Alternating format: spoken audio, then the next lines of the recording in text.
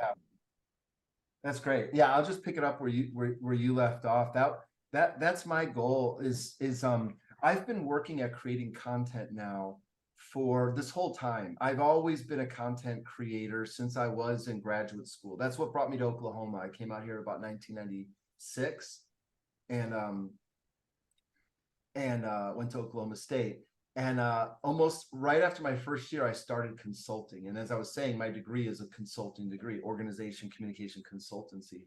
And my first client was the Pepsi bottler here in town, and Yeah, yes. they service the whole region. I mean, it's amazing. Um, and so that was what 25 years ago, almost exactly 25 years ago, because it was the summertime. And and so on my journey since then, I'm not quite an academic. I have a master's degree. I started a PhD program in leadership, but I didn't follow up, and there's a reason why. The main one is the first class we took, the class text on for the leadership class was the book Seven Habits of Highly Effective People, which is a great book, but it really highlighted right away the vagueness of leadership. And like, why is this is a popular business book, so I get it, it's kind of in the same zone, but I'm in a PhD program and I want to study leadership, and I got handed like a bestseller book that I had known about for years earlier. Since I was in undergrad, actually I read Seven Habits, and so I was so like turned off by that. But the truth is, that's not enough of a reason, because at the PhD level, the individual is responsible for their own education. I mean, truly at that level, you know, so it was, I just wasn't going to go in that direction as an academic. But I have a foot in academia because I also was a professor of leadership at TU, and but not a full-on academic. Okay, so I just say that most of what I've been is a practitioner. So I straddle those two things. I'm a intellectual, kind of conceptual person, but I'm very much about the practical implementation, because all of these concepts I'm learning, for me, they always had to be about how do they help me as an individual navigate the experience of life, not business, business as a subset of life, you know, but I'm looking for principles that apply to both. Now, I operate mainly in businesses, but also nonprofits and stuff like that.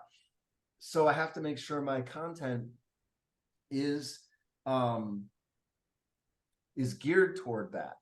So it is about organizational effectiveness and all of that, because the concepts that I've been developing, consuming and developing, I mean, it's the same thing. I'm a consumer of the literature that's out there, and and when I find people who really articulate concepts that help us navigate what I call the psychosocial plane, you know, the physical plane we've got handled really well through evolution, through all of that.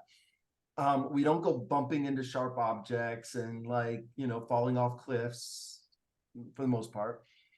Um, we can drive a car at a speed that far exceeds our body's ability to move while apparently on the phone or whatever. Meaning we've really mastered our physical world as humans, but where we see all the problems, and now more than ever, it's so clear that it's the invisible things. It's not the physical world that's creating the challenges for us. It's the psychological and the sociological space. We see the road rage. We see the people failing to keep up with society, and, you know, all sorts of things. We see mental illness on the rise. Whew, you know, all this stuff. Okay. So what I also am, besides an academic and a practitioner, is I'm also a philosopher, a poor one, not one that I'm saying, oh, you know, but I study, I think about, I follow, I learn from the philosophers from ancient times to now, trying to understand the puzzle they're working on of the human situation. And of course, now we have the advantage of neuroscience that we didn't have before. all to help us navigate the psychosocial plane is really what this is the backdrop of all of this. All right. Now, in doing so, I'm a construction worker, or I own a construction company, or I'm a home builder, and I now have to navigate relationships with the contractors, or with the clients, or I have to navigate complexities of codes and all this. My father was a builder. One of the things he did, he was a con man, Wow. basically. But yeah, so I grew up building houses. I was free labor for my dad, a home builder, yeah. So I know that Interesting. world a little bit. Yeah, Small like, world. Yeah. all right, but what I'm going to talk about applies to all of that too. See, when I stood back from my career and kind of looked at, all right, what is at the substrata? What is at the base of all of it that all of my clients have ever wanted? What's implied is the word I use, thriving. Now, there's thriving can mean a lot of things. It's my placeholder term. It can mean a lot of things. In fact, I'm going to show you the 3 principles that really are at the core of progression theory. It's thriving, alignment, and engagement. And so I'm going to build my talk around these 3 things. It starts with thriving. See, thriving is what it's all about. Why are you doing your business? Why? Think about anybody why are they doing what they do? They're doing it because they believe at some level, maybe not, they haven't thought about it so much, although maybe they have, but it's about thriving. And so the reason I use this word is it really gets to it all. It's about growth, development, prospering, flourishing, and I add meaningful progress. What we want to do, you can spell I'm writing with my mouse, is we want to have meaningful progress. And to the degree we have it, we are happy. To the degree we don't have it, we experience, the depression or the anxiety, and we're seeing more of it. So I'm actually saying that progress, it's another way of saying thriving, but at the core, it is, I would call it a human need, the need to thrive. All right. Now, how do we thrive? Well, first I'll get to it. Alignment is the key. And how do we align is through engagement. And I'll say, I define these in particular ways. But what I think is really cool about thriving as the outcome, staying here for a little bit, is because I contrast it with the word, let's see if I can get this thing working. I can't. All right. I was going to try to write with my pad, but I can't. Is compared to the word happy. Which is what a lot of us have been talking about over the last, 15, 20 years, positive psychology, happiness, and all of that.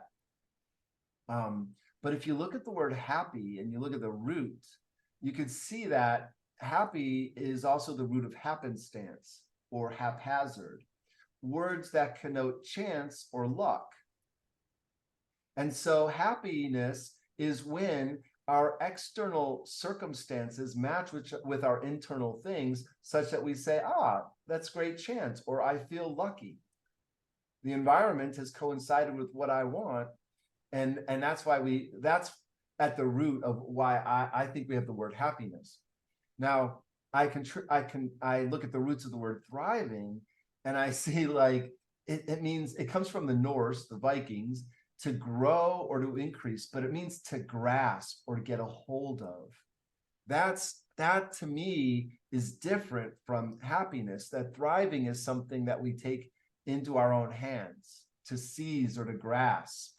Thrifa, it's kind of that word. Imagine them saying that. Thrifa, Vikings doing that. So this to me is kind of the answer to the question of like, what are we meant to do while we're here? I'm going to go big picture for a moment, because a lot of times this can get into like deeper questions, and I don't really think we need to get into, meaning like religious and stuff. What I'm saying here, Wes, is that everything everything that's in existence, everything in the physical world has a beginning and an ending. And we could take that as at the base level. That's kind of what I meant by Bibno earlier, basic but not obvious. And I don't know what happens before the beginning. I don't know what happens after the ending. This is what we're all wondering, and we have a lot of ideas about. But I do know what's happening on the shore to shore, in between the shore of birth and the shore of death, the shore of beginning and the shore of ending, for anything, for a human, for a project, for a business, for a relationship, for a sun or a planet, like on geologic time, there will be an ending and so forth. It's hard to conceive. So what progression theory says is between these two states, we're not worrying about what happens before or after these states. We can't know. But between the states of between the beginning and ending, there are only two states. One is survival and the other is thriving. Now, there's many levels of both. There's many levels of survival, for example. You've probably in your life experienced it, or even looking at your home builders and their businesses. They might have come real close. Some of them may have even fallen below the level of survival, which leads to that, which is kind of the definition of death or an ending, right? So, but then also there's thriving, and there's many layers of thriving, many layers of growth or progress or flourishing. There's many levels of it, and it's possible you haven't reached your highest level, or your relationships haven't, or your bank account hasn't.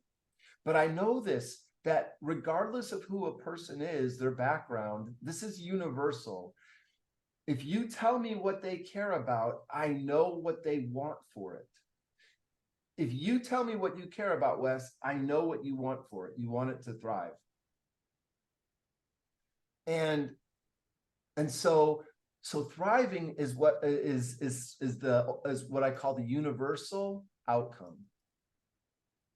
It's like you could just bet on it. Every single one of client you've ever had has had a vision for what thriving looks like. They may not have used the word thriving. They might not have used any, but if you ask them, what is the outcome? Why are you doing this? What are you wanting? And they might struggle to get it out, and you might see them struggle, but there's something they want. And what they want is this: they want thriving, they want progress, they want on the things they care about. And if we get it, we're happy. And if we don't, we're pained. And this is the secret that advertisers know in all of marketing is if I can help people, even if it's not real, create something that makes them think they're, it's at the base of everything. I believe progression theory is like so basic to everything. Now, there's some other things I want to say. I want to maybe tell you a minute where I got this, where the idea started to spring from. It started with me learning about Carl Jung, the great psychologist. Carl Jung, I was listening to an interview of him. You could actually, there's footage of him.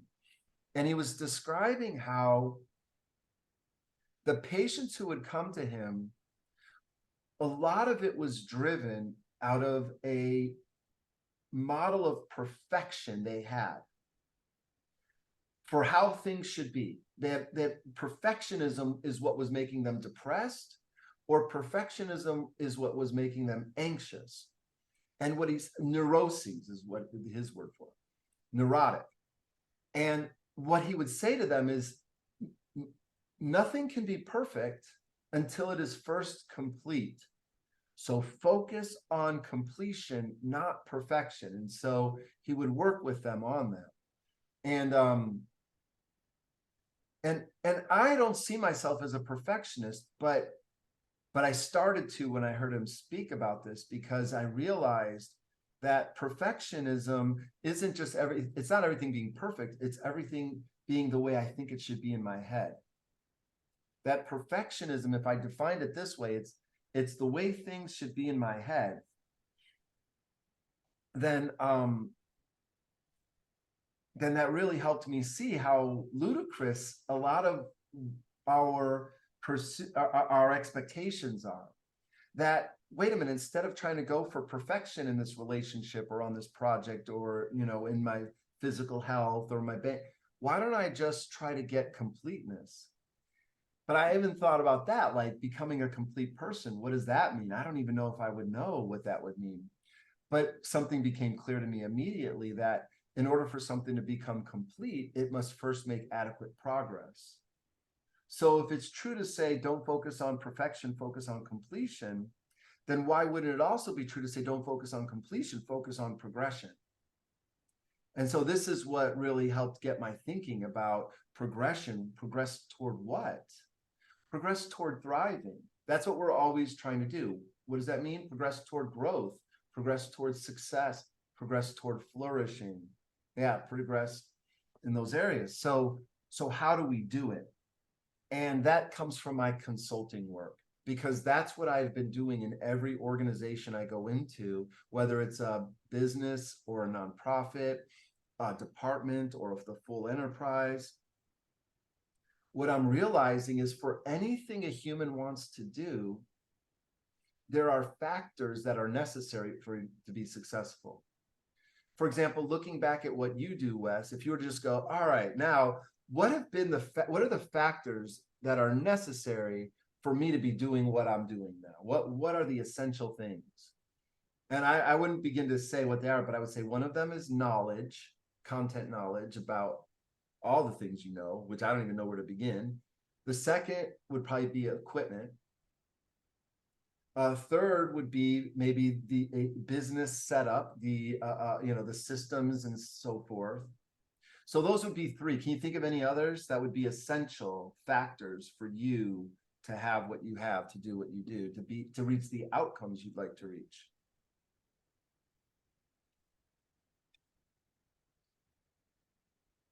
I think a part of that, and I don't know if it falls into one of those three, is the relationships, that you have with people, the networking, in that regard, to be able to collaborate with. I think that's a big part of it for me. Is I've learned over the years is how collaboration can be, just taking a project idea and sitting with a script writer, or, someone who can take a different perspective of this and say, this is what we're wanting to do. This is how we want to create this story. And you can go that direction. There's also other individuals who help you support through those processes, in the technical side of that type of thing. But it's not so much about the doing, I'm realizing, because you can have, the world full of people who are, I'm learning this more, content creators, and now AI starting to step up and develop all that. But it's really about the essence of that person and how well you connect with them. And when you start connecting with them, you get to see where their mindset's at and where they're at. And it really, that really for me is what's more important than just having someone, a body, fill a role, because then they miss that development phase of what I'm specifically trying to craft, which I think is, like you're talking about, that knowledge. So do they share a similar mindset of not only knowledge, but also practice, in the physical form of what they're doing? And if not, are they on the cusp of understanding where I'm at and where I can help, uh, empower them to be on a similar page, or learn through me to get up to speed to where I'm at right now, to ensure that I'm ultimately getting what I'm wanting. And that's ultimately to produce a product that fills that niche. So that's a kind of a long answer, but I feel like that's an important part of it for me, that I've had to work on to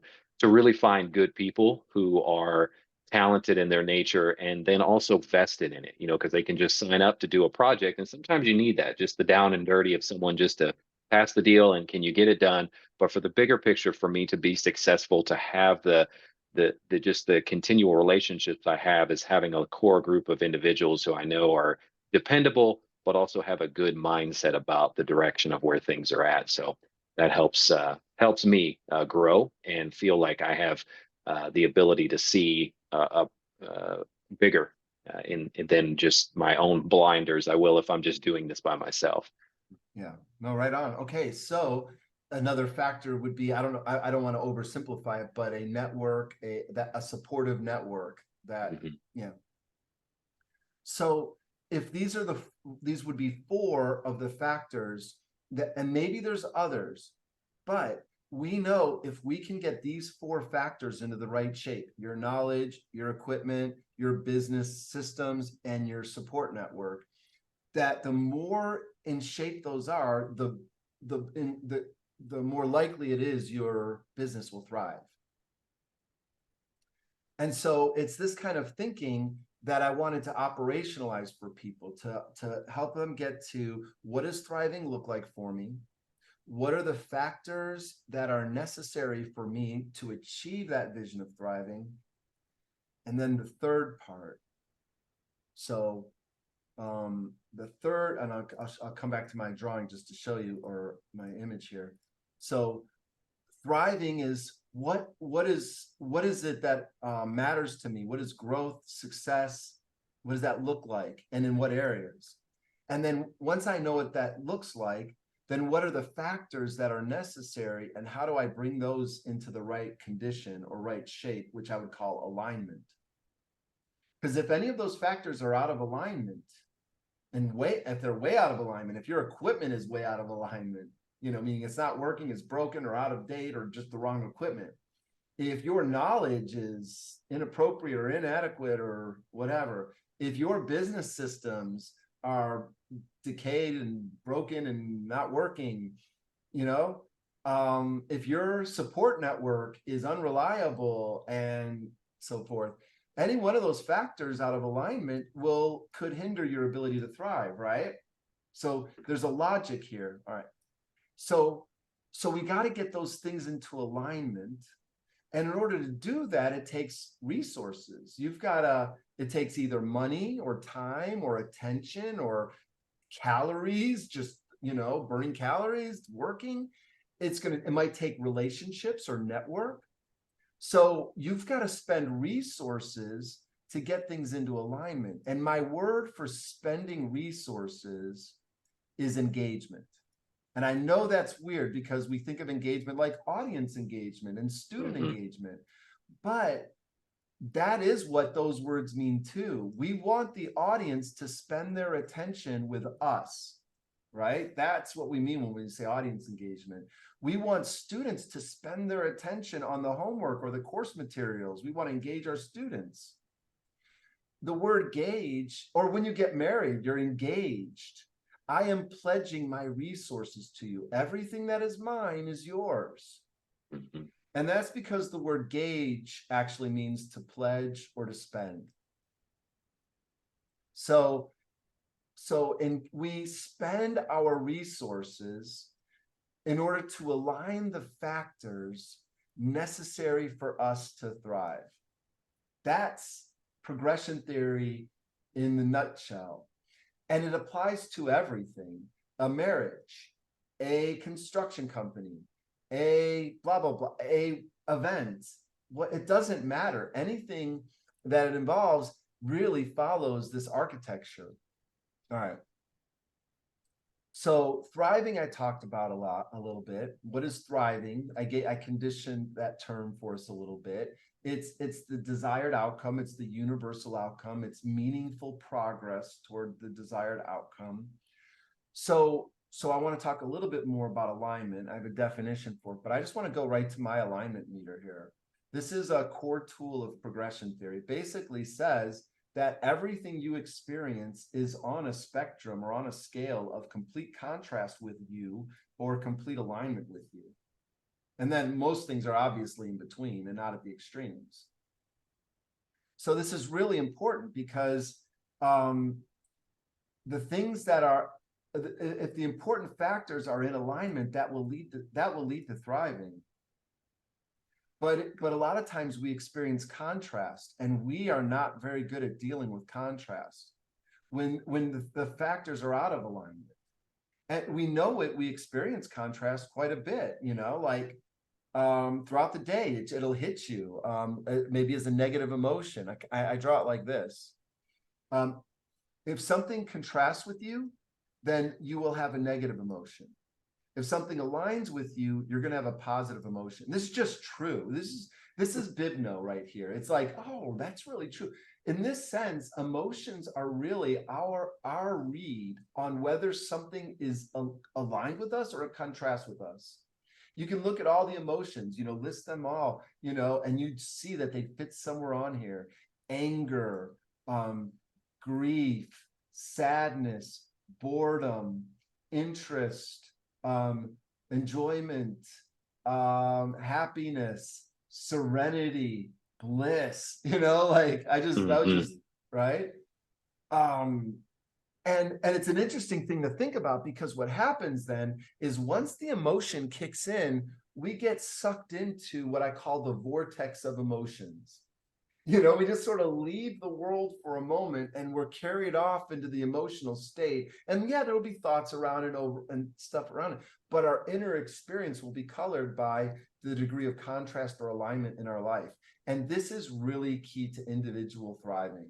It just absolutely is. I'm a student of many things, like I said, organizational development, but positive philosophy and positive psychology, psychology in general, but particularly a brand of psychology called positive psychology, which is geared toward thriving. They use the word happiness, but it really is geared toward thriving and studying that. And philosophers have always been interested in this. I mean, since, you know, what is it? Why are we here? What does it mean to all of that, live a meaningful life? Okay. So our emotion, it doesn't stop there. Our emotional state will then lead to how I shouldn't really use this word engagement now, because I want to use it separately, but you know, it leads to our inner experience. But let's use the word engagement for now. It's fine. It colors how we engage individually. I know when I engage from negative emotion, I'm very different. I will say I'm avoidant. I actually have a very severe case of avoidant personality disorder. Um, but other people, it might be anger or rage or acting out, and we're seeing a lot of that now too. Especially, you know, I'm interested in youth philanthropy and youth development. Well, we're seeing the opposite. We're seeing youth misanthropy with these street takeovers and things like that. I mean, there's a lot of acting out and anger, but also the same thing, you know, with positive emotions will lead me to positively engage. And we see, what did I read today? Some study on how happiness affects student outcomes or something like that. And of course, when people are more positively engaged, they produce better results. Their velocity or output, their performance might be another way to say it, is better or higher. Versus when I engage or try to perform from the negative emotion and the negative engagement, my performance suffers. I'm not bringing my creativity or my generosity or my confidence, which when I have those three things, I'm really good at what I do. And when I have the opposite of those three things, I'm not so good, and I'm not having fun either. And which, by the way, coincides enjoyment. This is strength. This is weakness. You know, I talk about a lot about playing to our strengths. This is what it feels like to be strong. This is what it feels like to be weak. All right. And then it leads to the rapport of how others feel about us and how we feel about them. If I'm negatively engaged, I might be suspicious or withhold from others. And if I'm positively engaged, like I said, I might be more generous, more positive, more forgiving, more resilient. And so these chains are that factor in. So then it just goes back into my emotions, positive rapport, feeling good around the people I'm around, or negative. And that's what I'm realizing is things in your environment. This is you, this is Wes, and everything out here is your environment. And actually, we could draw it. Let me take it this way. This might not work so well. We could take, yeah, this will work. We could kind of draw it as a circle in a way. Pretend that's a whole circle, you know. Let me give it one more shot. No, I blew it. All right. But then at the center is you, and out here is your environment and your world. And so one of the core concepts of progression theory is something I call individual environment fit, or IEF. And what we're looking at, this is just an individual measure of like, how is your current individual environment fit? And the way we kind of know if how this works Have you ever heard me talk about purpose outcomes methods? I teach this to my students. It's a core model that I teach in YPI. I'll come back to it in a minute. But anyway, I've heard a little bit. Yeah. okay, all right. What I want to say is what is the nature of thriving? It's basically when your outcomes reflect your purpose. And what is suffering? Suffering is when your outcomes diverge from your purpose. You could just see this in all areas. It's like when I'm moving away from the things I want, I'm not so happy. Maybe I'm over here, if it's really bad. I should probably explain these 4 zones too, by the way. But yeah, that thriving is a relationship between purpose and outcomes. And that's a deeper insight of progression theory. If the outcomes you're getting, you're like, like we could see famous and rich people who are absolutely miserable. They have great outcomes, right? They're famous, they're rich, but those outcomes obviously aren't matching their purpose. So that's why those outcomes don't matter. There's something missing, but they don't know that because we don't teach this basic relationship between purpose and outcomes. Purpose is origin. It's another way to say the origin of something. And what is the purpose of this cup? Like you wouldn't think about it. You wouldn't even pay attention to this thing. But when I ask you, you're like, oh, you could discern the purpose right away. Almost, I could take another object. I could say, well, what's the purpose of this? And we have this ability to identify purpose. And from there, how do I know this is a good pen? If the outcomes this pen produces match the purpose. If the outcomes don't, it's a bad pen, right? Well, let's take something more abstract than a pen. How do we know if a relationship is good? Well, what was the purpose of the relationship, and did the outcomes match? And do people even think about that? No. What people focus on instead, I'll jump to it, is they focus on methods, which is how do you get from purpose to outcomes? If you have the right methods, then you do get from purpose to outcomes. I'm going to say a lot about methods here too. I don't know how much time we have. How much time do you have? I'm good. Yeah, I don't have like a hard stop. All right. Well, when we start to or need a break or something, because me neither. Like to me, this like if you're willing to get in here with me on this stuff, because this is what underlies all consulting. I mean, what I talk about here underlies medicine, legal profession, consulting. I mean, at the core of it, what we're trying to do is we're trying to help people thrive. That's what all these what is service? What is service profession? What does service even mean? It's about helping people resolve their contrast and move to alignment. Why would someone ever hire you if they didn't have contrast? I realize that all of my gigs start with contrast of some kind. All of my clients, all of them. That doesn't mean the world is negative or things are negative. Contrast happens. Contrast is unavoidable. Contrast is the natural result of independent entities moving in their direction. That's exactly what it is. It's not on purpose. It's almost never intentional. Sometimes it might be, but almost always contrast is just a natural byproduct. And so when we get upset and go into the vortex of emotion, then we're not realizing that we're failing from the very beginning.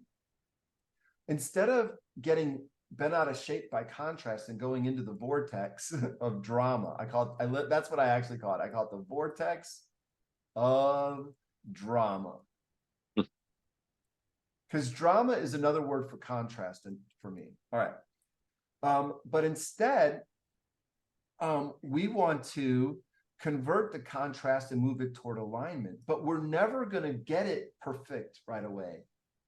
So the journey from contrast toward alignment is one of progression. We will never go from here automatically to here, even though we want to, even though that's why the lottery, has billions of dollars in it every time. It fills up every time to $1 billion, because people want to go from boom to boom right away. But I met with a financial planner guy I've known him for over 20 years. Well, no, I met him 20 years ago. We hadn't talked since then. We reconnected recently. and sat down. And when we started, I was early in my career. And he had just started at his financial firm, which is, I'll just say it, it's at Merrill Lynch. And he was a water boy, is basically what he was, coffee boy when he started, when I met him. Now he's a VP, a senior level VP. And I asked, and so we met for lunch, and I just thought it'd be fun. I said, hey, let's talk about what have you gained from your career and what have I gained from my career since we last met. And what I shared is the stuff we're talking about, but what he said was, what I learned is all these products and everything like that are garbage. It just comes down to invest reasonably as much as you can, and that's it, and leave it alone. And that's it.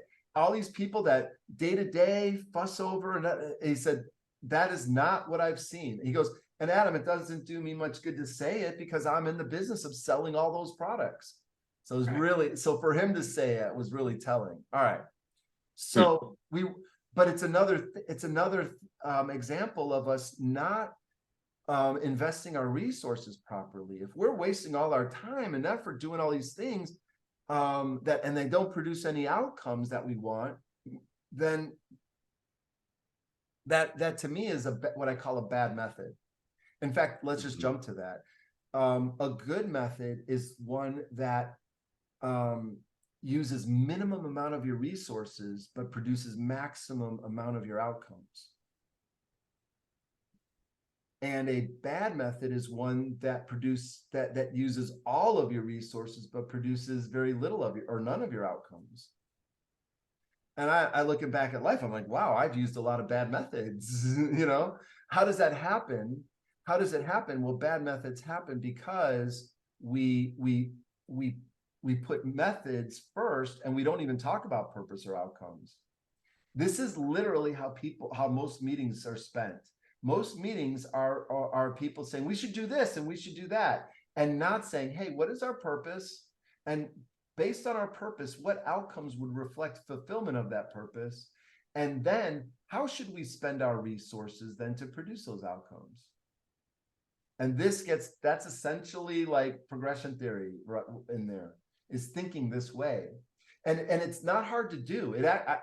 My high school students do it. That's what's really cool, Wes. That's kind of part of the story. Is I'm not just a consultant, a bad philosopher, and a amateur positive psychologist, but I'm also somebody that's been working in leadership development at the adult level, at the senior leadership level, even in organizations, at the college level, and as you know firsthand, at the high school level. And I teach this POM to the high school students. That's what I teach them. That's how they make their projects. What is our purpose? What outcomes will reflect that purpose? And it's qualitative outcomes and quantitative. How many students do we want to impact from our project, and in what way, and all that stuff. Every project you've worked on has had intended outcomes, and then it's been, how do we use our resources to produce those outcomes? You are a method. I'm a method. When my client hires me, they're spending resources on me to do what? To produce outcomes. And all the time I hear about, well, I hired this employee and then they're not producing the outcomes. I mean, exactly. That employee is a method. You've invested resources. All right. I have a lot of stuff out on the table, but there's one important thing I want to return to. And then I'll see if you have any questions too. But what I want to say is we should regard contrast not as an enemy, but as the teacher. Truly, truly. And it's hard to do, especially when it's in your face, contrast. But go, wait a minute. The teacher's trying to tell me something. If I want to resolve the contrast, I need to get rid of something, or I need to gain something. Or both. It's usually both. I need to get rid of an idea. I need to get rid of a way of doing things. I need to get rid of an old piece of equipment or technology. Or I need to bring in a new way of thinking. I need a new partnership. I need a new, solution. And if we can do that, we start to move forward toward alignment. And that's the key. But we get sucked into the vortex of drama. And that's when things kind of, they regress. They don't progress. So, yeah, there's a lot more to say, but let me stop there, see how we're tracking. Any reactions or any questions to any of this so far?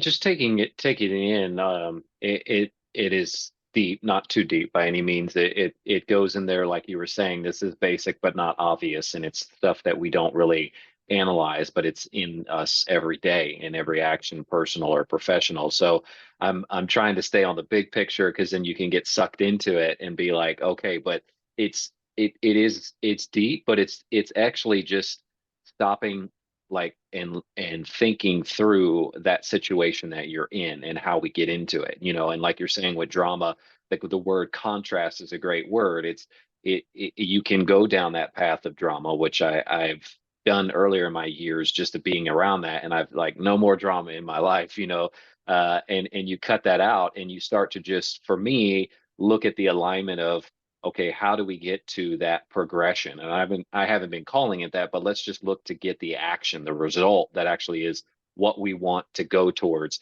and let loose of all that other, I'll call it nonsense, on this side of things. And it's interesting to hear the words and the alignment, and it's all putting perspective into it for me. I think the question that might arise just in the bigger picture of what we're going after and doing is is understanding how a company, it comes to you and doing that, because all of this is beautiful. I mean, it's really impactful. How do we take this and that's what we're talking about here, is packaging this up to be presentable to individuals to understand what's being said in a short time span, and saying and capturing the attention to be like, oh, okay, this is what I do see this problem I have, or this thing, this is a solution to that, or a methodology to help us get to the end result. And I think that's what I'm going through in my head, is what do we do to put this together to make it an Right. approach that supports that. But I guess for me, the other side of that is understanding how your clientele, how you approach them. So they come to you and they say, I'm a VP of such and such, and we're having some breakdowns in on the executive level, or we're not seeing the results from our employees or something. Can you give me kind of a real world scenario? And I don't want to derail from what you're No, that's saying here, great. because I'm just saying, how do we take what you're saying, and I'd love to continue, if going more with that. How do we take this and bridge it to where it's like, how do people even know to discover, respectfully, how do they discover you? I mean, how do they say, I know that I need a consultant to help me grow in this area, or even to identify this issue that they have? Oh, okay. Yeah, okay, I might not need that then. All right. So that's a lot. All right. So what you're asking, the question I've had a hard time solving this whole time Okay. is, Okay. because there's the consulting industries out there, and there's people who are better at the business getting the hunting and the skinning. I know it's crude terms, but you know what I'm talking about too, right? Like when you're putting together a project, that's the skinning. But in order to get the project in the first place, that's the hunting. And I'm a skinner. I'm not a hunter. I'm not here to, I'm not driven by the money and the fame or anything like that. Mhm. I'm passionate about the work that I do. It's a weird word to use, but I'm not a business person. I'm an artist. I'm more of an artist in what I Sure. do than a bit. Yeah. I relate to that. I mean, that's how I would define what I'm in. I'm in this for the work and just doing what I do, and not seeing the business side of it as much as I am just about the hands-on project. Yeah, absolutely. Right. Right on. Now, it's my livelihood. So of course that's part of it. But as long as it's okay, then I'm not worried about it. All right. So Sure. for me, I'm here for the art of it, and what we're talking about is the deeper art. And to your point, how to present it is going to be key. I'm presenting it to you, obviously not in a polished form, but in the way that my mind conceives it. And what the help I need is the polished form, Mhm. So yeah, I'll keep going with it. There's more layers. So you're asking, how does someone find out about me? Well, so I hang out my moniker as a consultant coach, okay? And and so I would go, and the way people would find out about me is I would present. So in my various phases, I've been interested in leadership. So I presented a lot on leadership. I wrote a book on leadership. It's called Positive Leadership. And a lot of this is articulated in there, you know, the earlier ideas of it, because I wrote it about 20 years ago and rewrote it several times. But no one's heard of the book. It's just, I just wrote a book. And that's, yeah, I'll show it to you. It's actually pretty, it's good. It's well done. It's a really Yeah. good book. All right. And then later on, it was StrengthsFinder, you know, and so I would present at conference. I presented at Gallup's conference a couple of years in a row. They would have me come out and present on StrengthsFinder. What I do is I do deep dives on content I really like, and then I try to understand the bibno of it, and then I articulate it in a way that I think is better. I should say this, by better, what I mean is design integrity. That's what I have this aesthetic. I said I was an artist. Well, my aesthetic so my canvas is organizations and people and that, but my aesthetic is design integrity.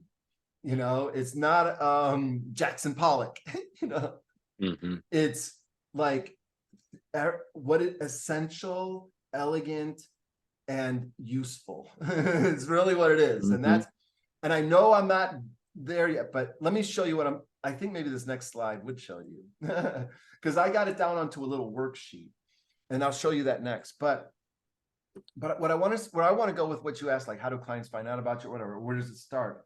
So it starts with contrast. It always starts with contrast. So another way I've been practicing is as an executive coach.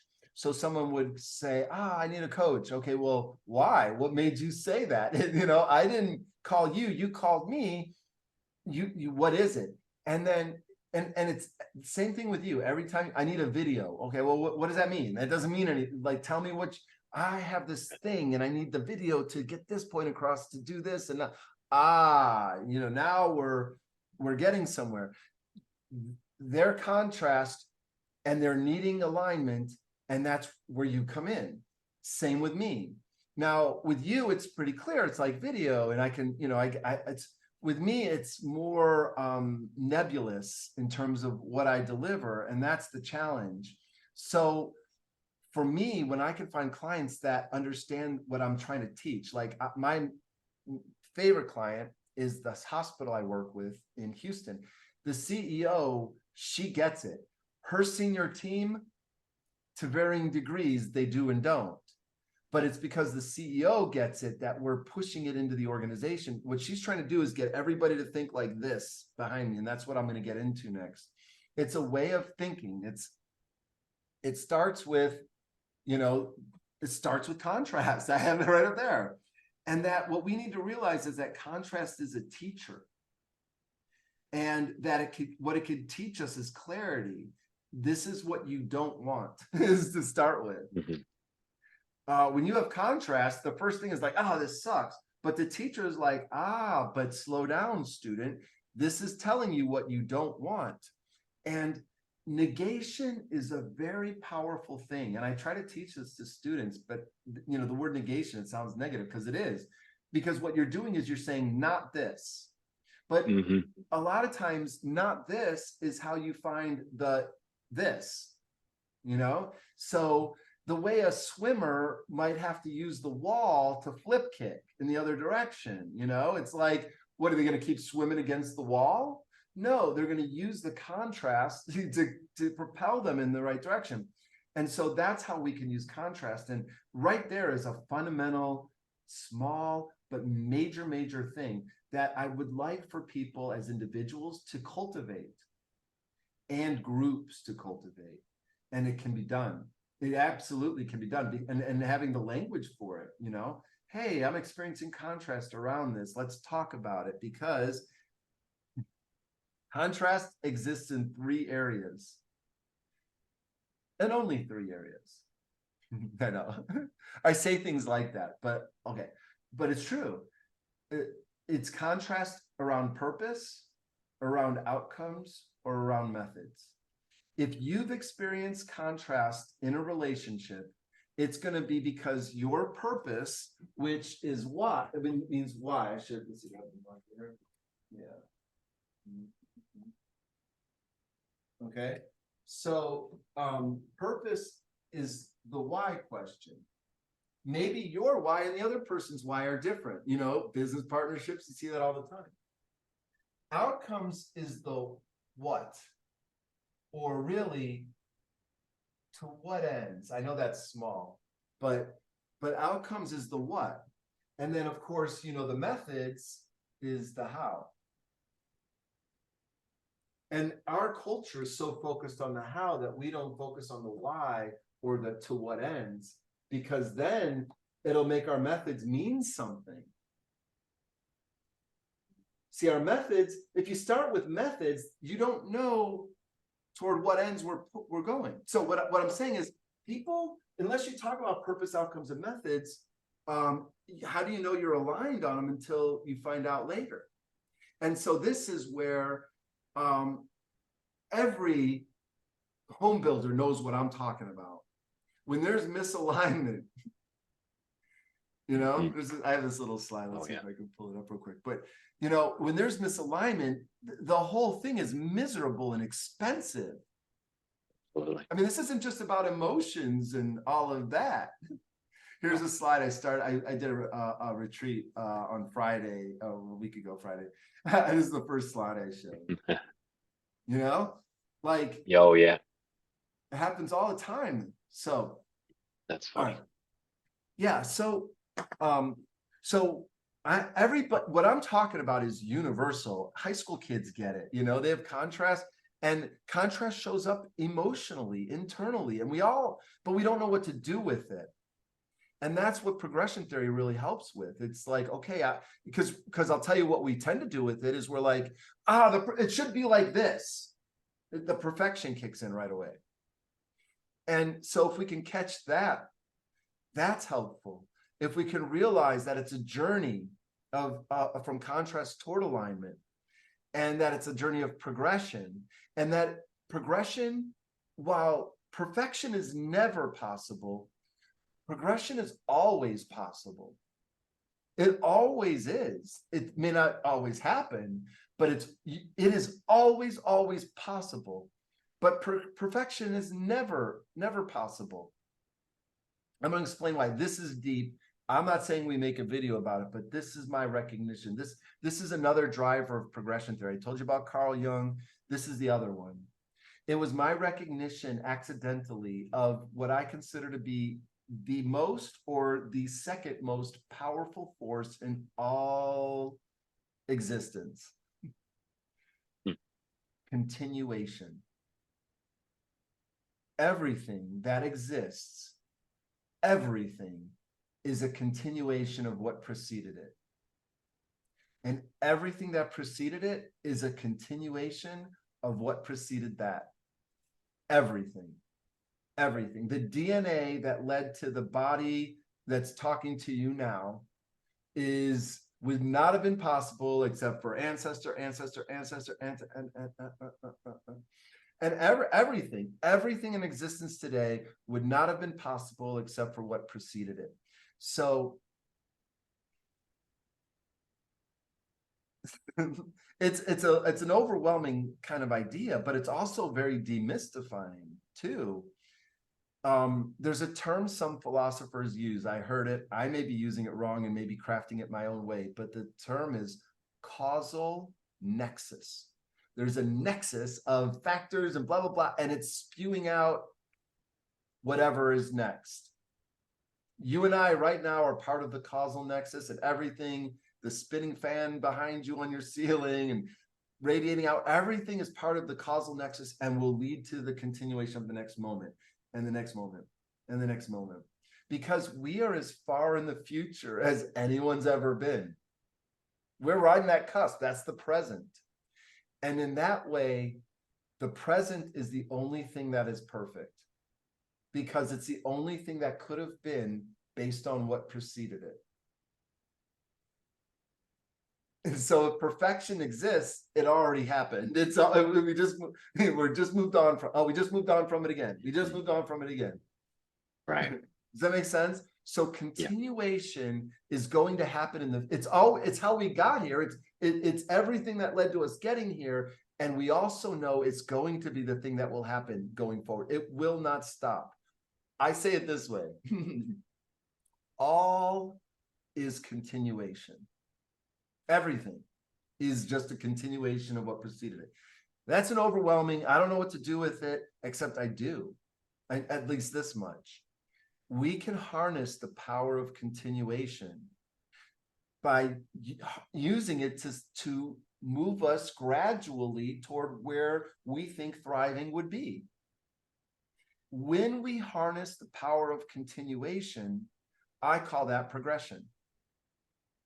When you deliberately say, all right, where do I want this thing to go? And how do I, moment to moment, between now and then, broaden and build, set myself up for the next thing, the next stage, you progress toward thriving. You don't perfect toward thriving. Mm-hmm. You progress toward thriving. And so I want to show you a worksheet that kind of like, you could use it now to apply to anything.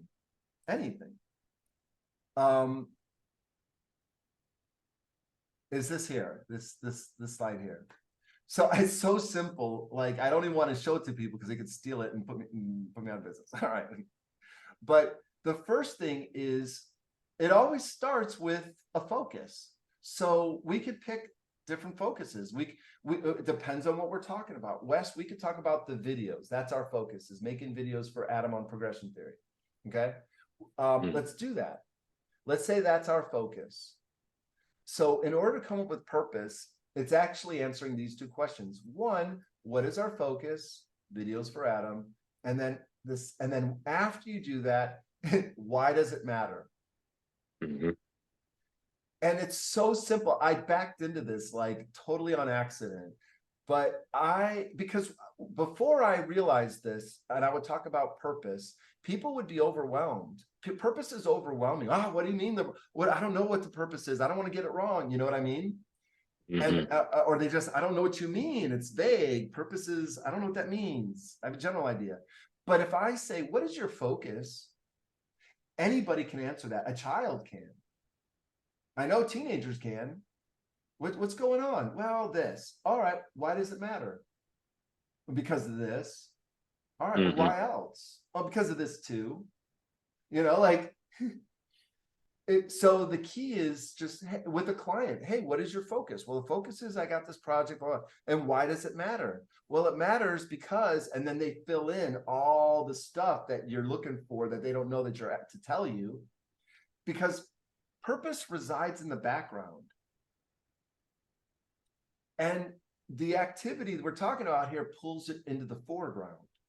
When I say what is the focus, that immediately pulls what's in the background into the focus. So I have clients all the time, coaching clients will come to the coaching call and they'll be like, I don't know what to talk about, Adam. I did, maybe we should cancel. I'm like, no, there's always something going on. What's going on, and what would be a meaningful focus? What's going on? What's meaningful for you now? Well, this thing, I got this person and they're, oh, all right. Would it be helpful if we made progress on it? Absolutely. Now, I might not use the word, but maybe I will. I'd say, well, what's the contrast? Mm-hmm. Oh, da. Oh, okay. And what would you want it to look like? This is my coaching method. It is my consulting method. It is my friend method. It's how I listen to friends and help them. Because everybody, a friend and a client, they all want progress.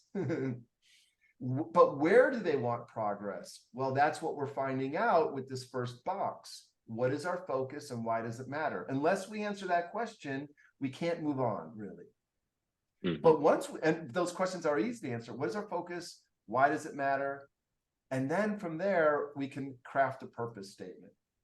Our focus is the videos for Adam, and why it matters is because he's trying to reach a wider audience on progression theory. This is his life's work. He's finally ready to get it on video. He's been pushing for this for a long time, and he finally feels like it's there. Well, what are the outcomes? What does thriving look like? Well, you can do this with clients. You don't even have to use these words. You don't have to say what outcomes do you want, because outcomes could be overwhelming, like purpose. So I just say, what would meaningful progress look like for your focus? Mm-hmm. It's not on the worksheet, so I should put that in there. What would meaningful progress look like to you? And anybody can answer that. What in regards to the focus? I don't know. Maybe if I don't have a focus, then it's vague. But if it's in regards to a focus, anybody can answer it. Meaningful progress would look like this. This employee is not behaving the way I need them to. Oh, what would meaningful progress look like? If they did this, and what else? If they did that, you know. Okay, yeah, that helps a little bit, help shape how they get to where you are. Okay, that's helpful. Yes. Yeah, and in fact, I will do this with clients. I will take them through. So progression theory is what I call the gold, Hmm. and then I pour it into different molds. So one mold would be a senior team, and I would take them through what I call a senior team alignment process. I would say if I was hired for it, and I have been in the past, and the way it would work is I would interview every member of the team. What is the focus of this organization? Why does it matter? What is the outcomes you think it should be attaining? What are the get it all out there. And by the time I interview every member of the senior team, I will then produce a report that will tell them exactly where their alignment is and where there's misalignment. And you could bet it's going to factor into the whole of the organization. I'm going to do a big jump to one of my other content pieces just to show you an example, because I'm giving you a little background of progression theory. And now I'm going to jump to one of the forms I teach. So I learned this a long time ago. And the guy I learned it from, you cannot find him. There's no trace of him, nor of what I'm about to show you anywhere on the internet. I've looked. Okay. So I'm taking it now. I've adapted it. His name is or was Keith A. Brook. A is initial. Keith A. Brook. Keith Brook.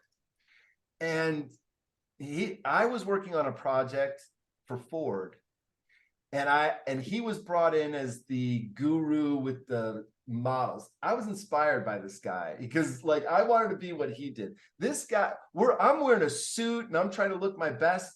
This guy shows up with ripped jeans with a red sweatshirt with he didn't even have the lace string there, and Chuck Taylor's shoes with no laces in them. That's how he shows up. I'm like, I want to be that guy, this gristle gold and a t-shirt.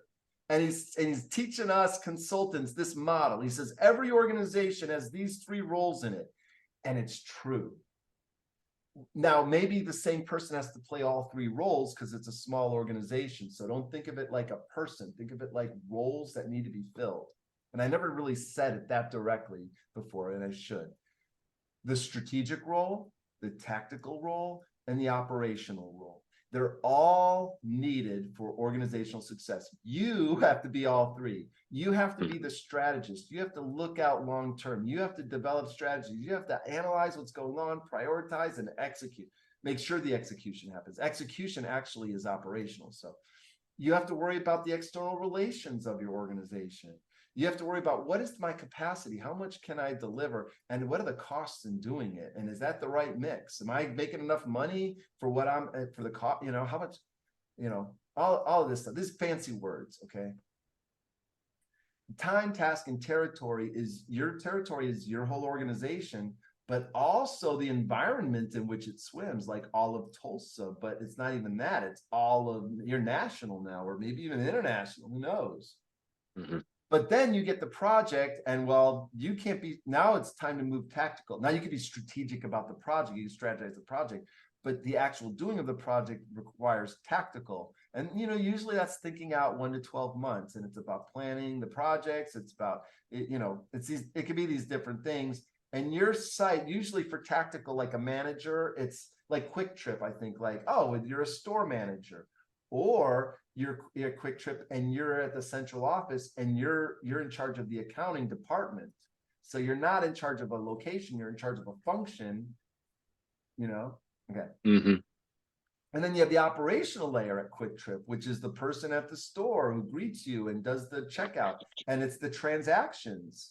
every time you go to Quick Trip, hurry back or whatever. I mean, they really focus on transaction integrity. If there was ever a Quick Trip person going, hey, take a hike and don't let your ass hit the door on the way out. Right. Right. I like saying it backwards. I just think it's funny. But Yeah. but that would be disintegrity of the transaction. And then so each individual role is important, performing that, but then there's the cusps here. So working with a senior team, I would be teaching them this. None of this I said would be like, oh, you blew my mind. But they would not have seen this and they'd go, oh my gosh, that makes so much sense. And then I go, yeah, and we could take it further, because this is what a healthy organization looks like. But your organization may look like this here. Yeah. This is union starting, at Amazon or something like that, when your operational layer is disjointed. Or I've seen this a lot, and this is a tough one for me, because I got to tell the people who are paying me they're out of whack. And I see this one a lot too, which is overly connected, downward pressure from strategic, upward pressure from tactical, meaning maybe staffing shortages or just drama or not enough employees, and too many demands from strategic, and you get burnout at the middle. So these are just different. This is organizational structure, and this is relevant to progression theory, because I'm going to show you this model. I'm going to show it in a different look, like this. Let me clean it up a little bit. This is really the way I think it should look. I just compress the circles now, and I'm actually putting them more in proportion. Your strategic layer is smaller and more nimble. Oh, by the way, at the very core is purpose. And what are you trying to produce that are consistent with your purpose? Outcomes. Outcomes are what are outside here. So your purpose has to be translated into strategies. Your strategies have to be translated into tactics, and your tactics have to be translated into operations. And if that through line is aligned, you will produce great outcomes, patient or customer satisfaction, on time and on budget or under budget. We're talking quality now, performance and quality. All words that are very tangible, businessy, core to business terms, Harvard Business School terms, performance and all that. It's all relevant here. And the people I work with most on senior teams do not understand this structure. It's way out of whack. There's not good alignment happening here, where the cusp is nice and strong between strategic and tactical and operational. And then there isn't this proper flow back in where the strategic layer can say, what are the customers saying? What are the barriers to you delivering performance or reaching excellence? So this is one of the ways I help organizations progress, by getting their structure healthier. Does that make sense?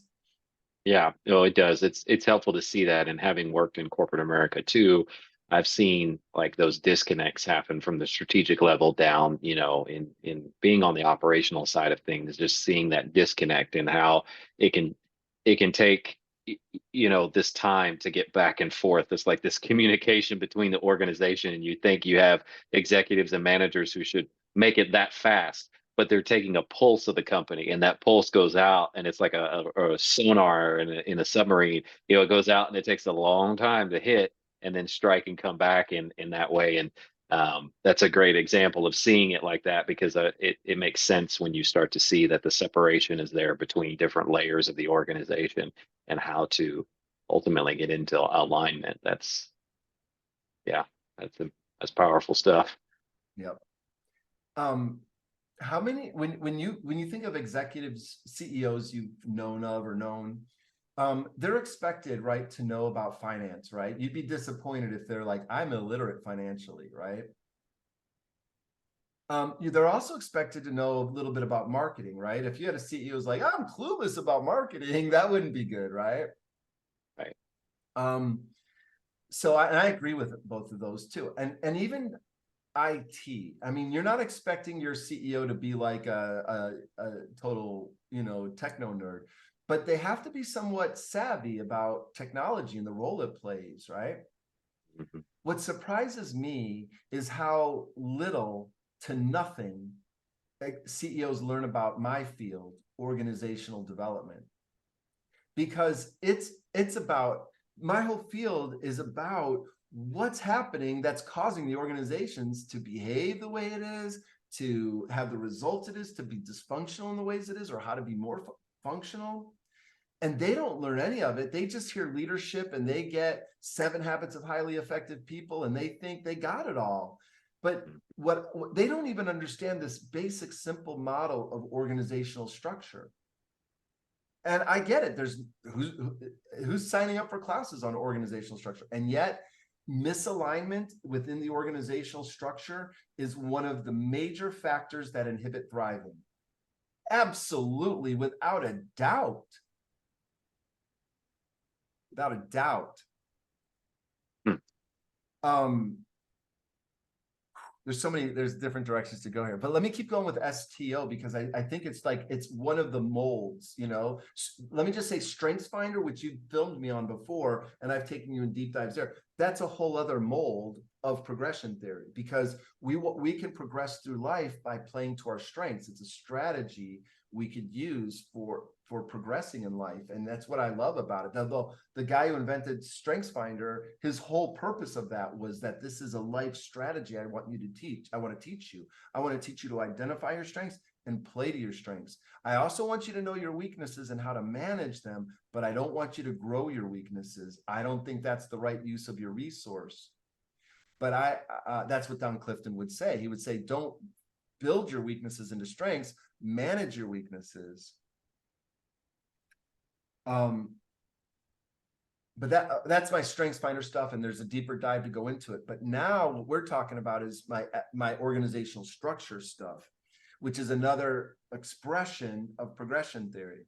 I'll tell you, just so you know, just to fill it out a little bit more, I have a communication curriculum that is focused on progression theory. I call it communication for alignment. I'm saying to people in this course that if your communication does not increase alignment, then you haven't communicated effectively. Or better said, if your communication, undermines alignment or produces contrast, you communicated ineffectively. So there's more to it than that. Like, every single one of these courses is a deeper dive. So I won't go into the deeper dive on communication. So I've got an organizational structure class or content. I've got strengths content. I've got leadership. What is leadership? I have a lot on that. The book I told you about, StrengthsFinder or strengths-based, I think, okay. Communication, and then organizational culture. And for me, progression theory is saying your organizational culture should be one that is focused on safety, growth, and performance. So SGP, safety, growth, performance, is another expression of progression theory. I want people to perform. That's what every manager wants, right?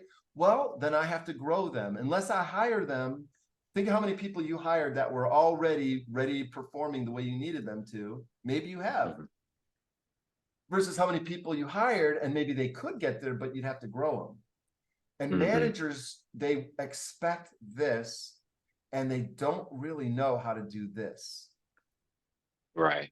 And in order for people to even grow, they have to feel safe. So psychological safety. So here's another expression of progression. Here's another way you progress. And so that's a separate course. And now through TU, I'm teaching all of these courses. Each one, I'm teaching safety, growth, performance, talent to strength is a StrengthsFinder class, communication for alignment, positive leadership, and STO, organizational culture or structure. Oh, nice. Is that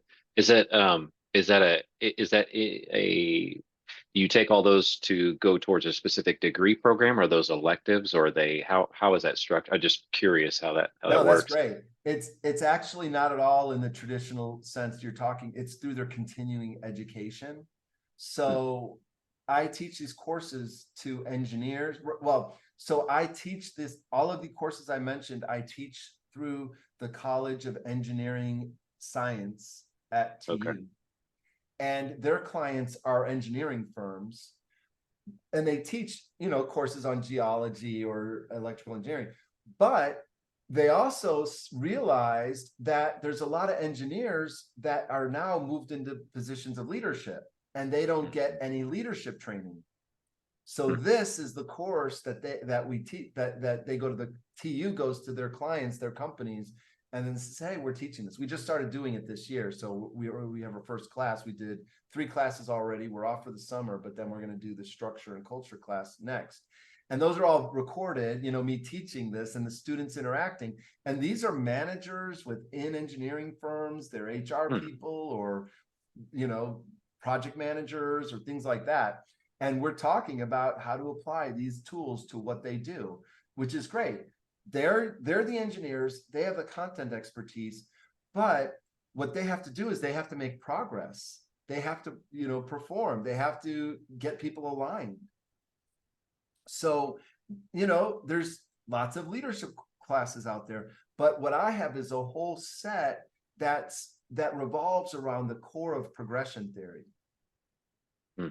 So I'm thinking you just the thought pattern here for a video is, if we were to start really broad, like let's say to someone who doesn't know, I mean, could you start a video with like, and I'm thinking right now the best because of the visual component. Like this almost needs to be kind of, and I think we talked briefly about this last time, like um, an animated style video, with text and stuff, because it's not abstract, but it's not really, there's not like a strong visuals that you can play with on very simply. It's more text to speak to the viewer and let them take it in. So if I start with something that, like, we just start the video and opening up, like, what is leadership? Is that broad enough to bring you in? And then you can talk about, and I want to say I just mean like if we bridge into like progression theory, but we're not giving anything away. I'm trying to figure out the best way to Oh, that's navigate right. this and make it be, this is something we always just learn in marketing, is like you're always speaking to like someone in elementary school or junior high. You don't want to make it too confusing for people, but you do want to give substance to those executives that you're speaking to, that there's value on their level. So that's where we would hit some nuggets within that approach. And what I hear you saying over this time is that you have this great arsenal of tools, this plethora of tools in your tool bag, or brushes, paint brushes, that you have from fine to broad to really help a company refine themselves Right. and take them on that journey of where they ultimately say they want to go. This is where they're at, but this is what they see being. And your job is to help them paint that picture or build that bridge to get to that point. And there are various ways that you can help build that structure. You can use a lot of paint because you've got a lot of tools, or you can use very little bit. And it sounds like, progression theory is that encapsulating process of that. And in there, you get that STO that you're talking about, or being able to possibly go into positive leadership and strength finders to kind of tweak things more. Am I in an area here? Is Yeah, these yeah, that's right. okay? Okay. So what I want to be able to do is then, if I, and my original question is, so if we started with something that just says, what is leadership? And we go into exploring like the understanding of leadership, and that what everybody's going to think, what their thoughts are about it, but how we break it down. And I even like, I want to use in the copy points, it's basic but not obvious. I love it, and I think it's those things that want to trigger people to say this. Now what comes is how we start to identify certain things, and that will become just from how we want to articulate this. And so another question I have is progression theory, is that okay to tell people? Is that your just Yeah, your there terminology? isn't, yeah, I've researched it. There isn't anything out there called Progression Theory. Somebody Okay. has the website progressiontheory.com, I think, but yeah, I've spent pretty good amount of time looking for the internet space around progression theory is pretty open. You know what I mean? Like there, Hmm. like if you were to type in something like positive psychology theory, there'd be tons and tons and tons of stuff. But if you typed in progression theory, it would have a hard time helping you get right to where you want to go, you know? Okay, that's good because if we that's something then I would like to bring to the table in this promo as we get into progression theory and I ideally just mentioning it. I don't know into what degree, but obviously we're not giving anything away, but it's not something that people are like, oh, progression theory, that's leadership. Let me just Google it and I'll teach myself.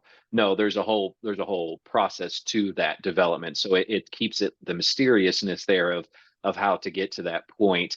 And I can see where we talk about the leadership, we get to progression theory, and then we talk about at thriving, and we can use thriving in a way that would be abstract enough to just say you want to be successful, your company wants to grow, or maybe not company, it's just we don't want to limit it because it could be an individual that sees the value in it in a different way than just an organization. So we get to these points, and so there's a lot of I'll say dots in these different areas that we've talked about, these different little nebulas that we've covered. Um, and now I want to be able to link all that together as leadership and how we kind of bridge these sections together in a promo that just quickly identifies, you have a need for uh, organizational structuring and ultimately better leadership in your organization, company. I need to think with all of that, but that helps me give a starting point, and then I'm just where do I start, and then where do I begin? That's Yeah. funny because that's what you're talking about here earlier on the call was that beginning and ending to a thing, and that's where I'm trying to see. Okay, I can see the ending. Now I just need to know the beginning, and now everything that happens in between will be this evolution of content That's that goes beautiful. in there. Yeah, it's this is a way I kind of visually represent it. It's like the purpose is here. It's in the present moment. It's what is my why?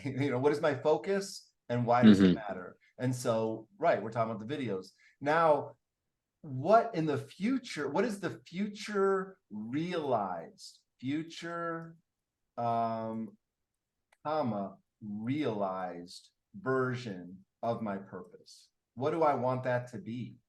And I define it. I call it populating. I use the word populating a lot. I populate my outcomes. I brainstorm is another way to say it, but you're filling it in, you're getting it populated.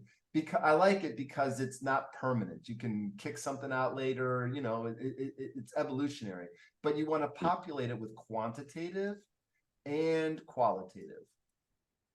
What can we measure and what can we describe? You know, Hmm. for what the future looks like. And then we say, what are our methods for getting there? Now, oh gosh, I want to show you some things. Let's see if I have it ready. This might take a minute to pull up. All right. So purpose outcome method. Now, you if you wanted to start talking about leadership, like if that's how you want to start the video, I want to tell you how I define leadership now. I define leadership as in the activity. I define it as an activity, whereas other people define it as a position or a role. Leadership is an activity. And in fact, progression theory places a huge emphasis on activity. When we can get something defined as an activity, that means we can get better at it. Does that make sense? We can Hmm. increase our performance at something, which is another way of expressing progression theory. I have a performance ladder. Oh, wow. Performance, just focus on this thing here. Every activity starts with you never knew it existed. You might have to go back very far to childhood or infancy, but every activity starts off with I didn't know it existed. I am a bull in the china shop. I'm oblivious to it. But then you learn an activity exists. there's a thing called website building. I didn't know that was an activity. Okay, there is this activity, but you know what? I'm inept at it. If this was my performance, my box would be empty. Or you might say, I have a fixed mindset. I don't want to get better at it. I don't care to get better at it. It's not, I'm fixed. Where I am is where I'm staying. That's a big buzzword, fixed versus growth mindset.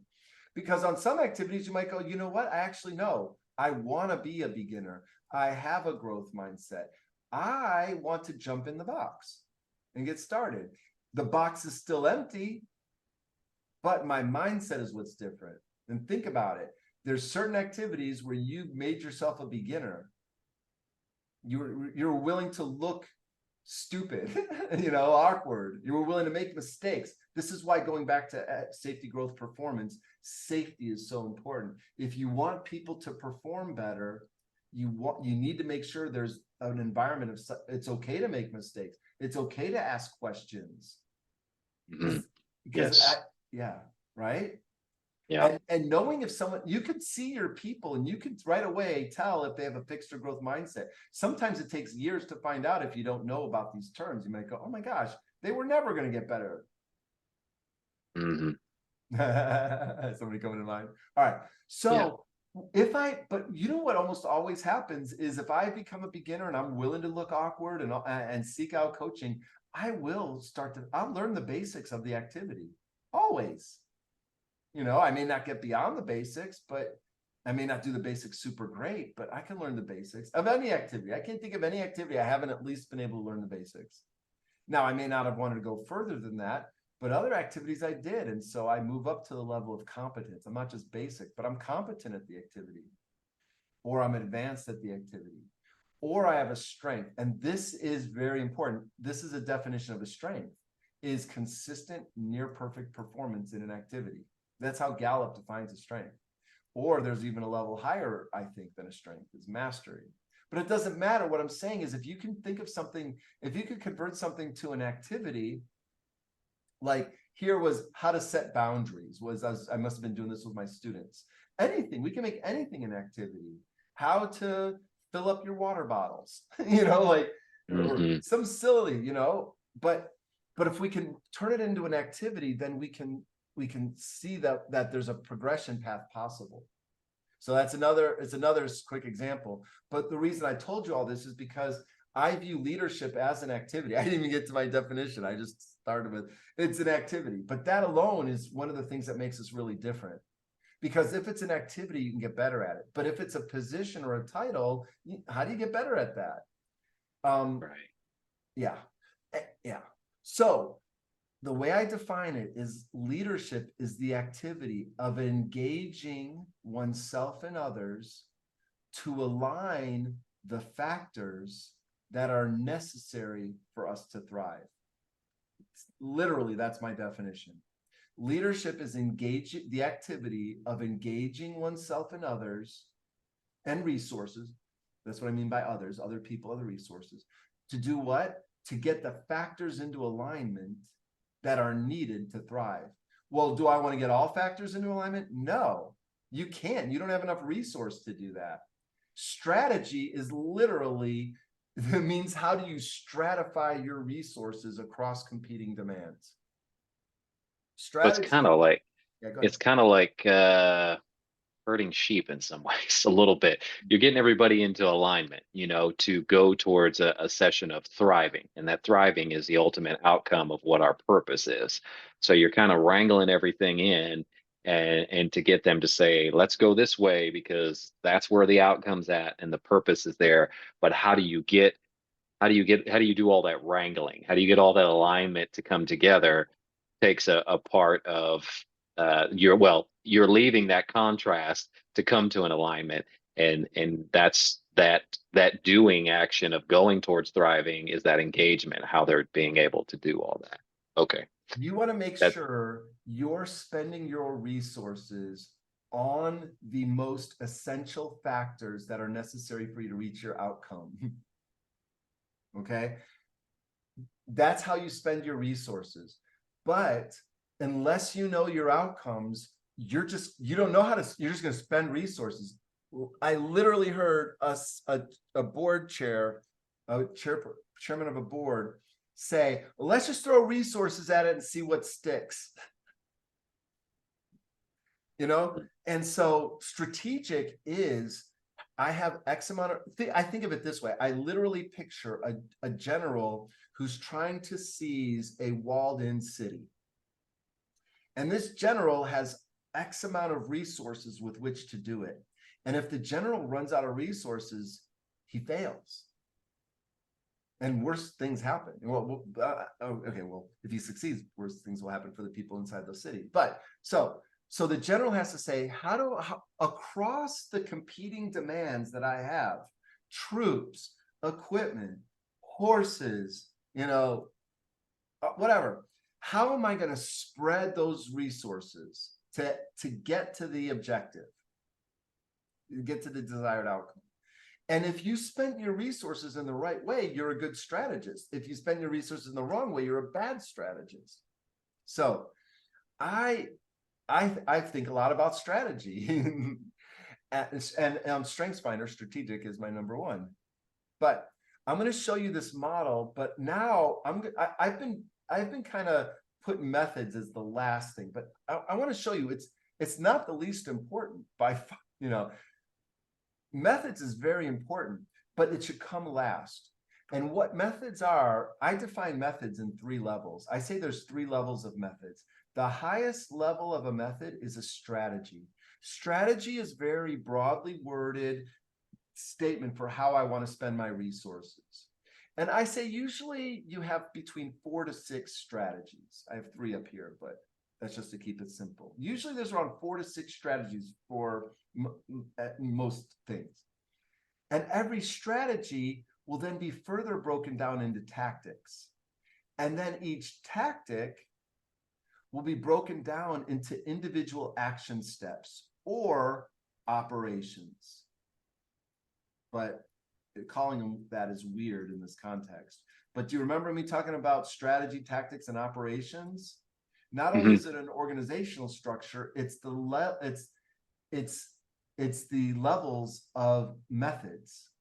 And so it helps you organize, because if I say, well, here are the outcomes I want, then I could say, well, and here are the 4 to 6 main factors that will help me reach those outcomes. So for me to run a successful video company, I need these 4 factors. I need the equipment, I need the knowledge, I need the business systems, and I need the network of the support network, right? Like we talked about. And if all of my resources should go into these areas, what does that mean? Well, I can take each one of these big ones and break it down into smaller tactics. You could take your equipment and break it down. You could take the knowledge areas and break it down. You could take your business systems and break it down. And you could take your network and break it down. Well, I need this. I need a graphic designer in my network. My other person moved or whatever.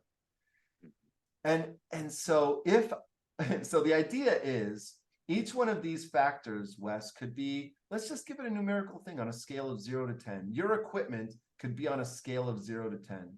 Now, to be successful in your business on a scale of 0 to 10, where does it need to be? The equipment? Yeah. More than a 5, probably, right? Yeah, I would say a 7. Great. I love that. Because some people would say 10, and I actually think getting it to a 10 would be cost prohibitive. Getting your equipment from a 0 to 1 is super easy, and so is from a 1 to a 2, and 2 to a 3, and 3 to a 4, 4. But as you go from a 5 to a 6 and a 6 to a 7, you're spending higher. It's going to cost you more resource, right?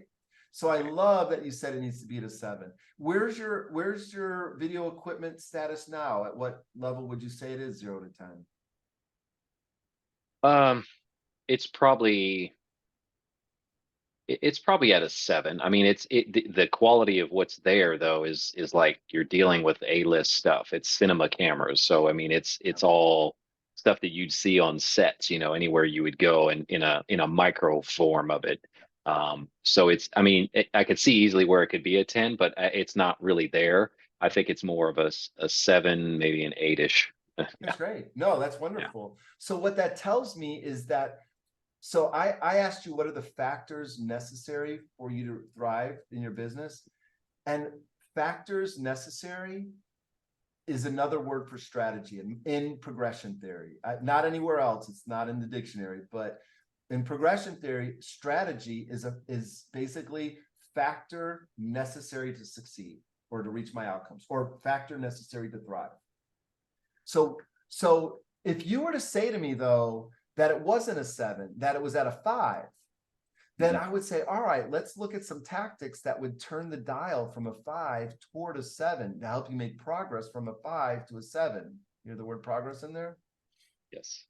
And And I I could and tell you when I actually I could tell you when I did that. I went from a 5 to a 7 and made that choice to step up the game, so to speak, and increase what ultimately I forget what you mentioned one of these points and I forget where it was, but was quality. That's kind of a very important area to me is delivering that quality. So part of that comes with that certain level of equipment that delivering the expectation. right. So yes. Quality, I'm glad you said that, because quality would be one of the outcomes we'd go for. And I'd have you define quality further. I mean, not right now, but Sure. if it would be like on time, on budget, exceed, whatever it means, Hmm. um, and so that's why equipment is a factor necessary for you to reach your outcomes. Strategies are factors necessary to reach outcomes, and equipment is one of them. That's why I listed those things at the beginning of our call. I was also thinking your knowledge would be a necessary factor for producing quality. I also know satisfaction would be outcome you want, probably revenue. You want to come out, you don't want to fall behind on every project, right? You Right. want your No. reputation to go in the right direction. You want the patient to be, or the customer to be, well, I said satisfied already. So yeah, Mhm. you might say, I want my industry peers to recognize the quality. That might be another outcome. Sure. Um, so then what, and you need to know the outcomes in order to answer the question, what are the factors necessary to reach those outcomes? And those answers are your strategies. And then you can see on a scale of 0 to 10, just like I showed you, where it is and where it should be. And if there's a gap, now we ask the question, what tactics, what little gears, what little wheels will help turn the big wheel? It's another way to say Hmm. it. Simple terms, you know. And what we're building out is almost like an equalizer board, or a set of dials. That if Hmm. we dial them in the right direction, they're dials of thriving. As we dial them to the right, we're increasing thriving. Hmm. Yeah. So what I want to say to you though is in organizations at the operational level, or other levels, that they're not actually doing actions. I'm going to say that they're doing motions, which look like actions, but they don't produce progress because motions aren't tied to tactics that are tied to strategies that are essential for producing outcomes. I know that's a long chain sentence, but this now I can speak in chains with you and you know exactly what I'm talking about. If somebody is spending their resource, meaning they're spending their calories, their time, their money on something that isn't tied to a tactic, that's tied to a strategy that's necessary for our outcomes, then they're doing a motion. They're not doing an action. Or I actually have a technical term for it. I call it doinking around. They're doinking around. I think that's important from what we're doing. That's another thing for this video we need to say, I think, is how to help companies take action and being about that and using that analogy you just said there about the motion that they're most of the time they're spinning their wheels, but they're actually not doing anything. But to Correct. actually take action, there's a point to that. So it's help how to help companies take action. Um, yeah. What's your action to motion ratio? I think if I were to boil down all organizational effectiveness to one concept, it would be one that doesn't exist yet. And it's the one I just put here. Action to motion ratio is how you make progress. The higher your action to motion ratio, the more of a progression individual or organization you are. And there's nothing stopping people from doing it except learning to think in the way I'm describing, Wes. And it takes hearing it a couple of times, but my high school students are to varying degrees. Some of them, they just get it. And those are my favorite students, you might guess. Right. You know, and other students, they'll Yeah. never get it and they don't care. And that's fine. It's fine. I wish they would get it, because this is a way of thinking. It's not just an organizational structure. It's not a model. It's those things. What it is it's a mental model. It's a way of thinking. And it's not that hard to do. It doesn't require changing anything. It's just adding on little layers. And to think about it this way, and in being part of a team that thinks this way makes you think this way more, and it aligns you better. And teams that could operate this way and think in terms of what's our purpose, what are our outcomes, okay, what are our strategies, all right, which one, is this an action or it's emotion, you're right, I shouldn't be doing it. Or you might see emotion and go, that actually is really good, and it might lead to a new strategy. Example that comes to mind, my first job out of high school, I didn't go to college right away. I worked at Little Caesars Pizza. I was in their management training program. And there's a guy who invented Crazy Bread. Like, that's not part of our purpose, method, and outcomes for Little Caesars. We don't have this bread on our menu. But he was making it in his little store, and people were buying it, slathering garlic butter on it and Parmesan cheese, dipping it in the sauce. Man, I've eaten so much Crazy Bread. I probably, if you are what you eat, I'm Crazy Bread, or just crazy.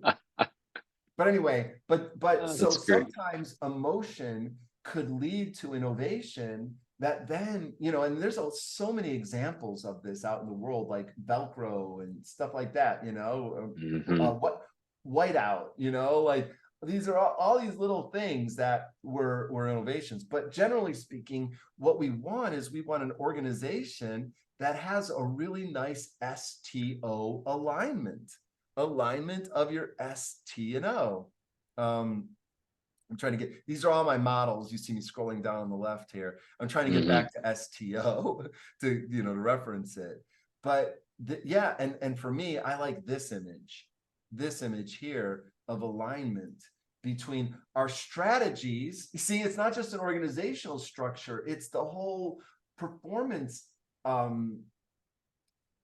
infrastructure of an organization is STO. Operational layers should be performing operations that fulfill a tactic, and those tactics fulfill a strategy. And if they're the right strategies, then they're converting our purpose into outcomes. Because all of the STO, now I couldn't have called them this before, but collectively I have a word for STO. Do you remember what it is? Method. Yes. Okay. Right? So here you see POM, P, purpose, outcomes, O, outcomes, and then the methods to carry it out. Your organizational structure are your methods for how you convert resources into outcomes.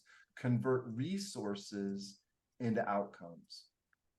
That, to me, is the definition of life.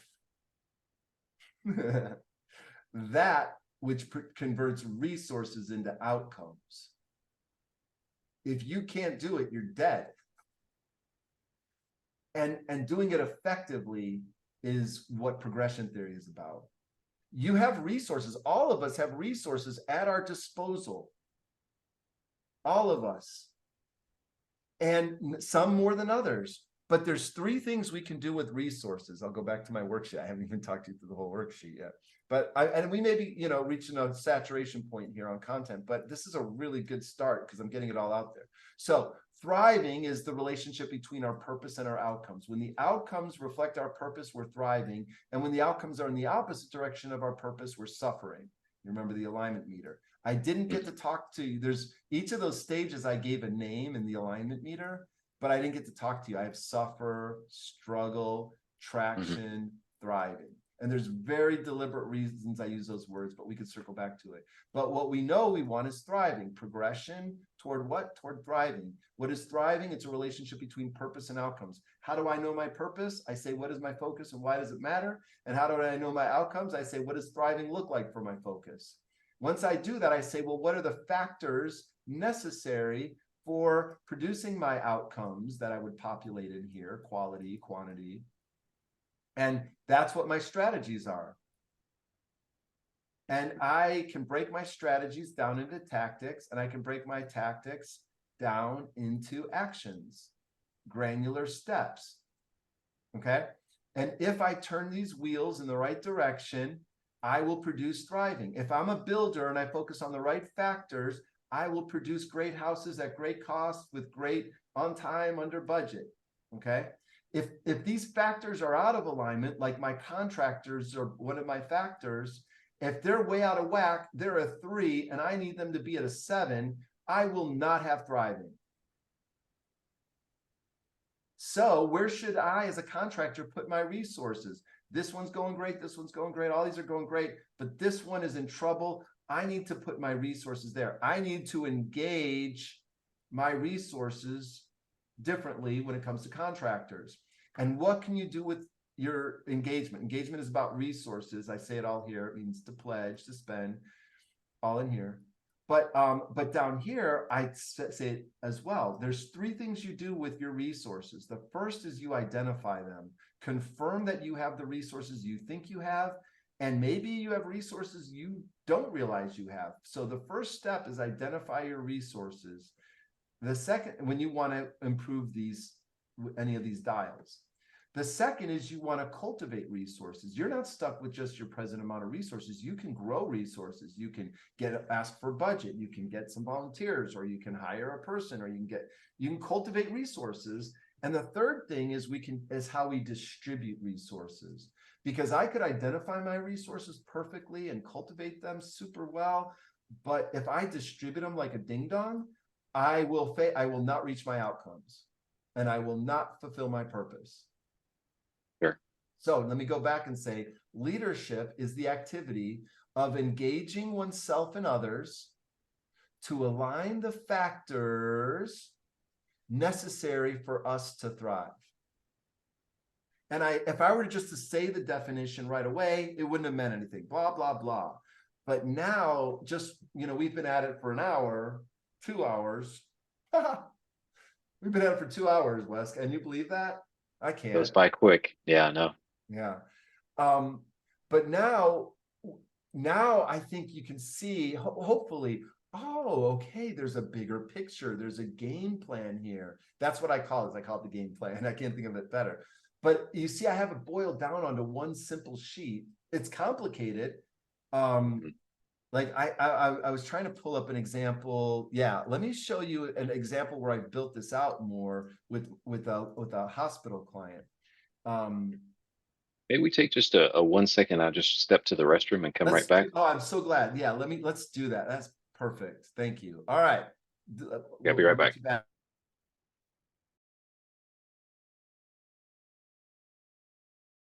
Our recording back. All right. So I was talking through an example of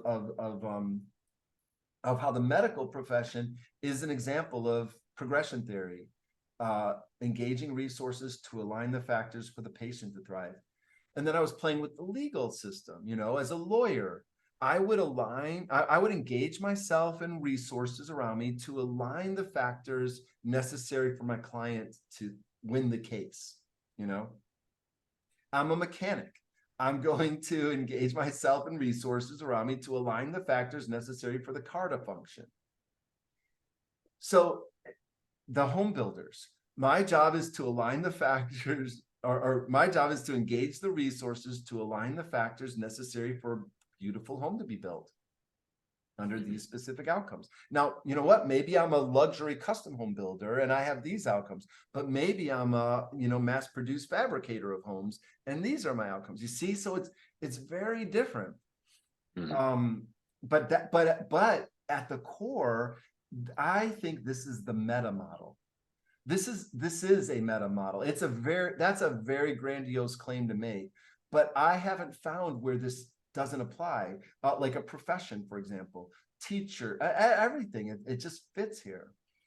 And so progression theory is, all I've done is I've taken bits and pieces from a lot of different places, but so not very little, if anything, in it is a new invention. Although I do think, there might be, but it's the way I've put it together into a framework that then there's a design integrity to it. It takes a little bit to understand. But do you play video games at all? Are you a gamer at all? I sure am. Yeah. Oh, Xboxer. oh, okay, great. Are you playing anything now? I've cycled back to the Division 2. I was big into that when it first came out, and then the first one, and then jumped to the second one, and then just walked away, and now back. How about, have you ever played any of the Souls games? Elden Ring or any of I think those? maybe once I think I did. How about Halo? I You think play Halo? I used to when Okay, it first came out. I came out. Yeah. perfect. All right. So Yeah. on the maps, some like Halo was good. There was just like, oh, I ended up here, like map Mm. design, and there's a design integrity to it. And that's kind of, but and it takes a while to learn the maps, right? Oh Like yeah. at Yeah. first you're like, I don't know where the hell I am. I don't know where the this is or the that is, or where I'm going to get ambushed, or I don't know where a good sniper spot is, or I don't know where this resource drop is, or I don't know. Any of those connect? I've never played Oh Division. yeah. Okay. Yeah. Yeah. No, you. Okay. So, but once, and then you play a little bit and you learn the terrain of the map, and not just learning the map, but learning the controllers. Like, how do I get my Yes. healing, and how do I, Mhm. use my ultimate skill or whatever? Sprinting, jumping, ducking, reload ammo, oh, I got to use a melee attack versus a range. All right. Look, it takes a little bit to map all of that. To learn the map or to learn the mechanics is a different kind of mapping. And all of this progression theory is the same thing. I'm a video game creator. I've put together a map, and if you learn the map, then you're gonna be able to do a lot. You're gonna be able to do everything with it. You're going to be able to be a student with it. You're going to be able to plan a party with it. You're going to be able to get a relationship back into alignment. You're going to be able to manage your careers, your finances. You're going to be able to say, hey, my purpose is to get healthy. The outcomes are I want to fit into my pants. I want to be a size 34 and blah, blah. I want to lose 20 pounds. Okay, where am I going to place my resources to do it? Am I going to do weightlifting? Am I going to do cardio? Am I going to do diet? Am I going to do, and which factors, and if I do the right things, I will get to the right outcomes. Sure. Yeah, we do So it every day, and just it's helping us identify those categories and being more organized with it to help us achieve that end goal. Yeah. that's exactly it. Mhm. And then we could use it to improve leadership, because basically progression theory is intervention. I'm just showing you how to get things worked out so you thrive. You want to thrive, that's the target. To do it, you need to align. And in order to align, you need to use your resources the right way.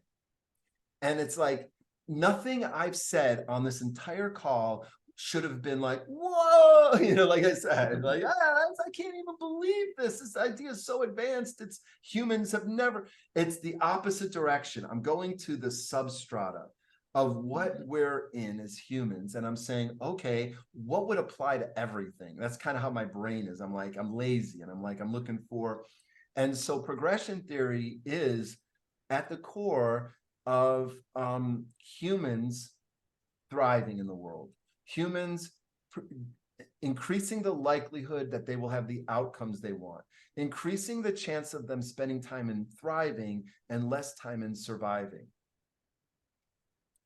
And sometimes you don't have a choice, but progression theory it's a way of just thinking that if you adopt it into every area of your life, you can make progress, you can have growth, you can have success, you can have flourishing, all the things people want. I think that's probably, okay, let me just, there's one more thing I want to show you, and then maybe, you tell me where you'd want to go, or we can pause or stop. All right. So on this slide, I kind of showed you, I started with this slide, and then I came back to it. I left it really stripped down, bare bones. But then what I did is I went through and I started talking about each one of these with you more, and I showed how they fit together into a system. All right. So so what I want to show you here is that this could apply at an individual level. This model here can apply for individuals, for organizations, and for societies. So so I draw it this way. In fact, all of my work can be summed up this way. I didn't know this until recently, but basically, I am interested in helping people develop their sense of self. I call it self-realization. That's my term for it. I'm very influenced by Abraham Maslow. So he had self-actualization, very similar, all right? Leadership is at the organizational level. I'm a business owner. I have to lead my own organization, or I'm a senior manager, project planner. All right, leadership. And then philanthropy is society. So for me, all of these are interrelated. To be effective in philanthropy, you need to be effective in how I define leadership, engaging resources to align the factors. Okay. And in order to be effective leader, you have to be a more complete, evolved, developed version of yourself. Which is the hardest one of all. You know, it's like there's so much there. But what I want to say is self-realization, the way I define it, is I say it's engaging oneself and resources to align the factors for me to thrive. Okay. For leadership, it's almost the exact same definition, except I'm going to change one word. It's engaging myself and others to align the factors for us to thrive. Okay. And that was my definition of leadership. And I'm going to now tell you my definition of philanthropy, and it's going to be very similar. It is the activity. I haven't said those on people. The activity of engaging oneself and others to align the factors for others to thrive. So I know we talked about a lot, but these two images sort of like, you know, capture it. You know, this is progression theory, and this is at the individual level, at the organizational level, and at the society level. And that's basically it. There's a lot more to say in like delving down into details, but I feel like I really got a large chunk of what progression theory is out there. Absolutely. Yeah. I mean, I have a clearer understanding of what all that encompasses. And here at and on this latter end of things, it's kind of helped surmise some of the bigger picture, some of the smaller items, the individual items into a bigger picture item. So talking to individuals, organizations, and societies as a whole on leadership, and how to help them develop their self-realization and the various other points, you know, that they may run into about oh goodness, I'm trying to look here at about taking action and not just emotion, you know, that action to motion ratio that we talked about in there. Yeah, so I can see where we can do kind of like a video that's on a broader scale about leadership, being able to get into certain different things that would be keywords or identifiers to those individuals on an executive level to say, hey, okay, this is of some interest, and how we can deep dive into this stuff. So that's the thought behind it of how we navigate that type of video. So I'm sure there'll be more thoughts and questions of how we want to go about, you know, getting to that point, you know, evolving into that with what we could say, or what's the better option to go about saying some stuff. So I'm just kind of roughly kind of going through my head some of this. That's great. Yeah. It could, yeah. Go ahead. Well, So I think go ahead.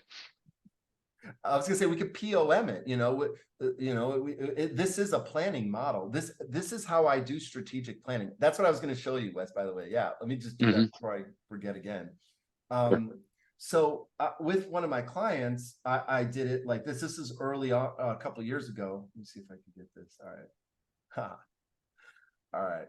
So this is their strategic plan. It's sloppy, but let me just highlight. Here's let me use pen here. Gonna move this camera closer to me here. Good. Here's purpose.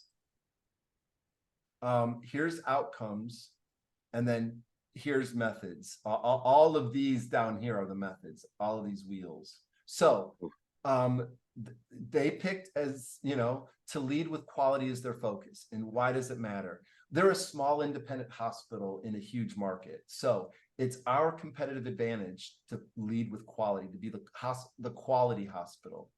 It's the only way we could be the healthcare facility where physicians choose to practice, patients want to receive care, and employees prefer to work, which that's their mission statement. So what you can see is mission and purpose. They're not that different, but I don't use the word mission because in the military, when they use the word mission, they actually mean outcomes, complete the mission. Whereas in business, when they say mission, they mean purpose. So I don't use the word mission. I use the word purpose instead, purpose and outcomes. All right. So, and then what do the outcomes look like? And so where physicians choose to practice, they kind of define it there. Where patients receive care, they defined, they refined their purpose into outcomes. And then they said, in order to reach these outcomes, we must focus on these 5 factors. We have to provide a great employee experience because they're the ones who will make sure the patients and the doctors have a great experience. They actually didn't have this one first. They had these 4. Quality, obviously, because that's where they want to start. Financial management practices, physician engagement, which means physicians using the hospital, referring and setting up shop there, and business management and development, which I was confused between the difference between this one and this, but to them it's very clear, and I'm not a hospital person, so I don't know. So I was like, well, unless you have this, you can't turn these other gears. So so they agreed. So employee experience. All right. So now if we dig into it, like this would be the strategy, the dark blue would be the tactics, and then the green ones would start to get more into action steps. And you see, I asked them, I said, on a scale of 0 to 10, where would you say this is right now? And they said it's at a 5. And where does it need to be? At an 8. And how are we going to get it to an 8? Well, we're going to focus on recruitment and selection. We're going to focus on people development. We're going to focus on culture of safety, growth, and performance. And we're going to focus on improve the orientation process. So, and then to further do it, it breaks down to the green ones, which starts to get into actions, steps to do. And so you could see that this is how a strategic plan looks to me in an organization. And of course, remember what STO looks like for me. So STO would then be like this.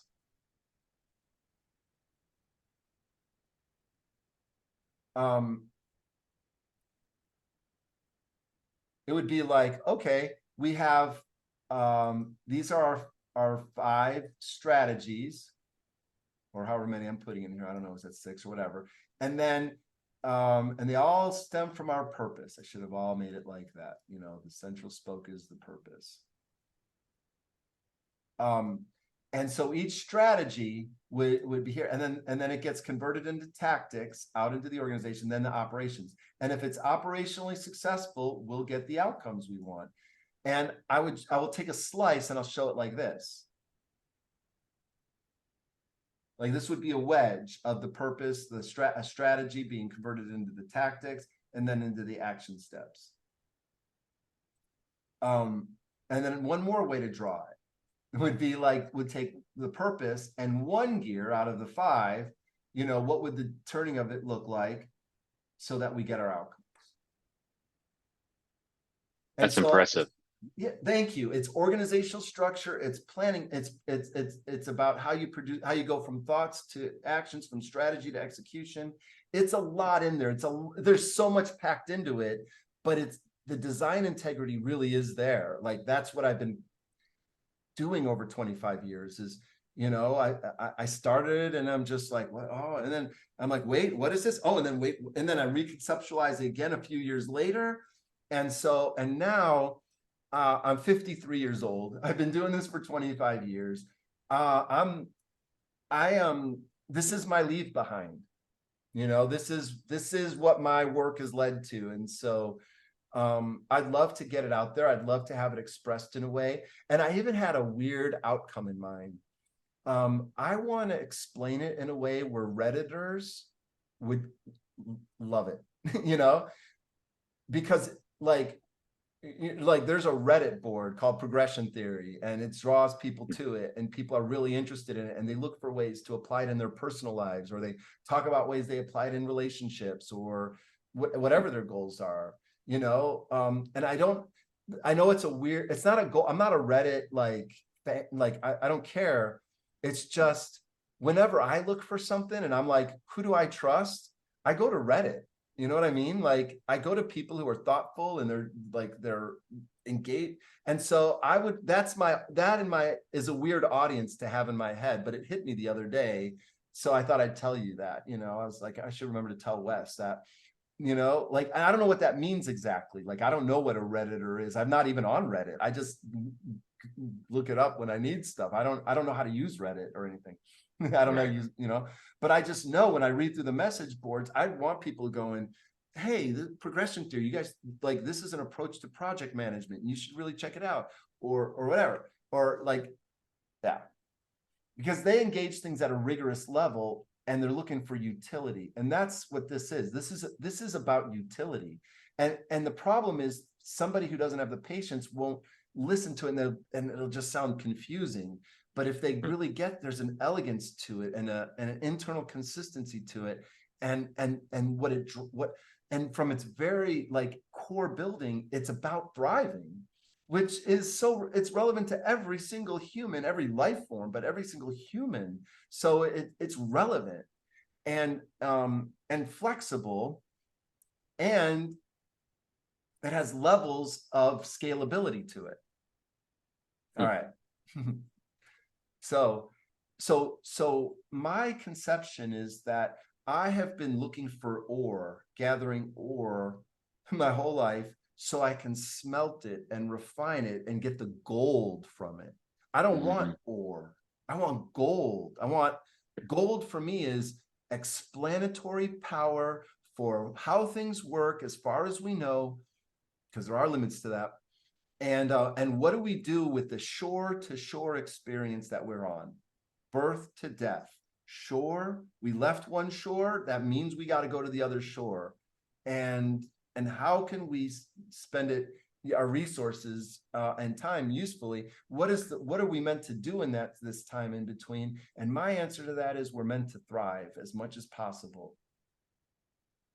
Yeah. And that's hard, because there's a lot of things in life that take that thrive. It's that contrasting energy that is constantly, depending on your life, can be pulling you in that opposite direction, or keeping you in a place where you're not able to thrive because, people have got bills, they got to work, and all these other things they do. And it is centered around your career, your passion, and all of this, but there's also this personal side to that. Like, how do you deal with this? And I think it's a bigger society issue, as a whole, being able to look at that, just you saying these stuff and how you can like self-improve. I mean, these are things I'm thinking of, starting the call. It's thinking about all the organizational things that you can do for a business and how to help them and improve. But now here, on the latter end of things, they're talking about stuff I'm seeing where it's like just the self-improvement for yourself and how to be, one, more efficient at what you're doing, but really just the quality of life, and what you're thinking about and the thriving aspect, and looking at that, just that one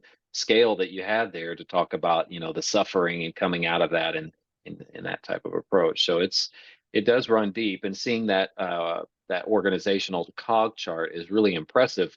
It allows it's taking all of this and actually seeing the real world actionable items that people say that they want to do. And it's like, okay, I can see where, I mean, this really requires companies to be very clear and understanding of who they are, their purpose, and what they want to do, and not just, it's very easy to get caught up in just doing the business side of things, and we run through that. But there's so many things that can go between the cracks, and you start to see that over time as you get bigger and bigger, or even in the smaller self.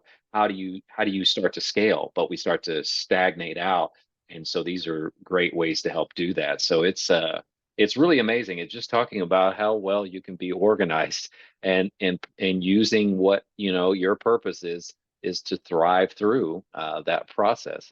It's really um, yeah, and it's just keeping that perspective, like not getting overwhelmed, because you have to keep like backing out. I think was the example you just used, zooming out and looking at it and like, well, I'm not there. I'm right here, Right. Now, how do I get to this point of this?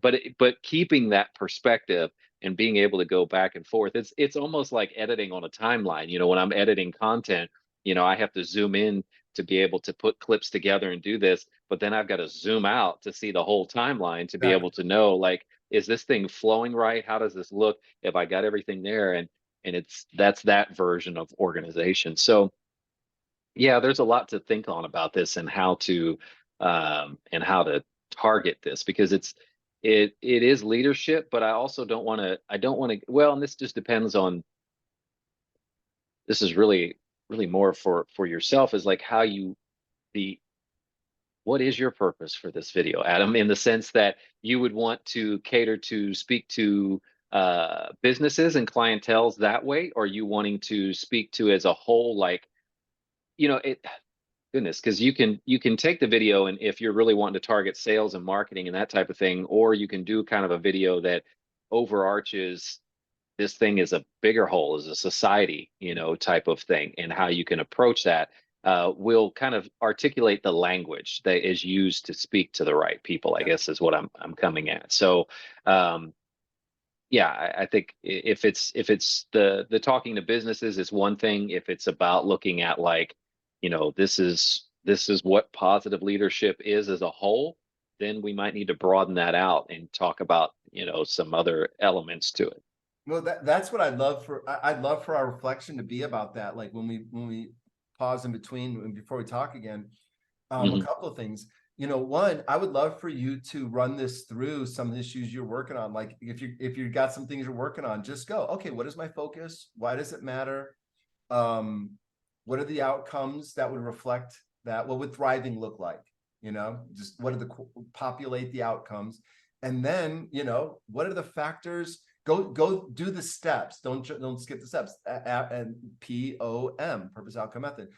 Um, and then see how far you want to take it. For me, I'm not super micro, so going into the micro is exhaustive for me, but I know I've done it enough to know it works. I'm a macro person, but that's what this tool is. Like you just described it. It's micro and macro. And so it's kind of like, do you know the website or app Trello? Have you ever used Trello?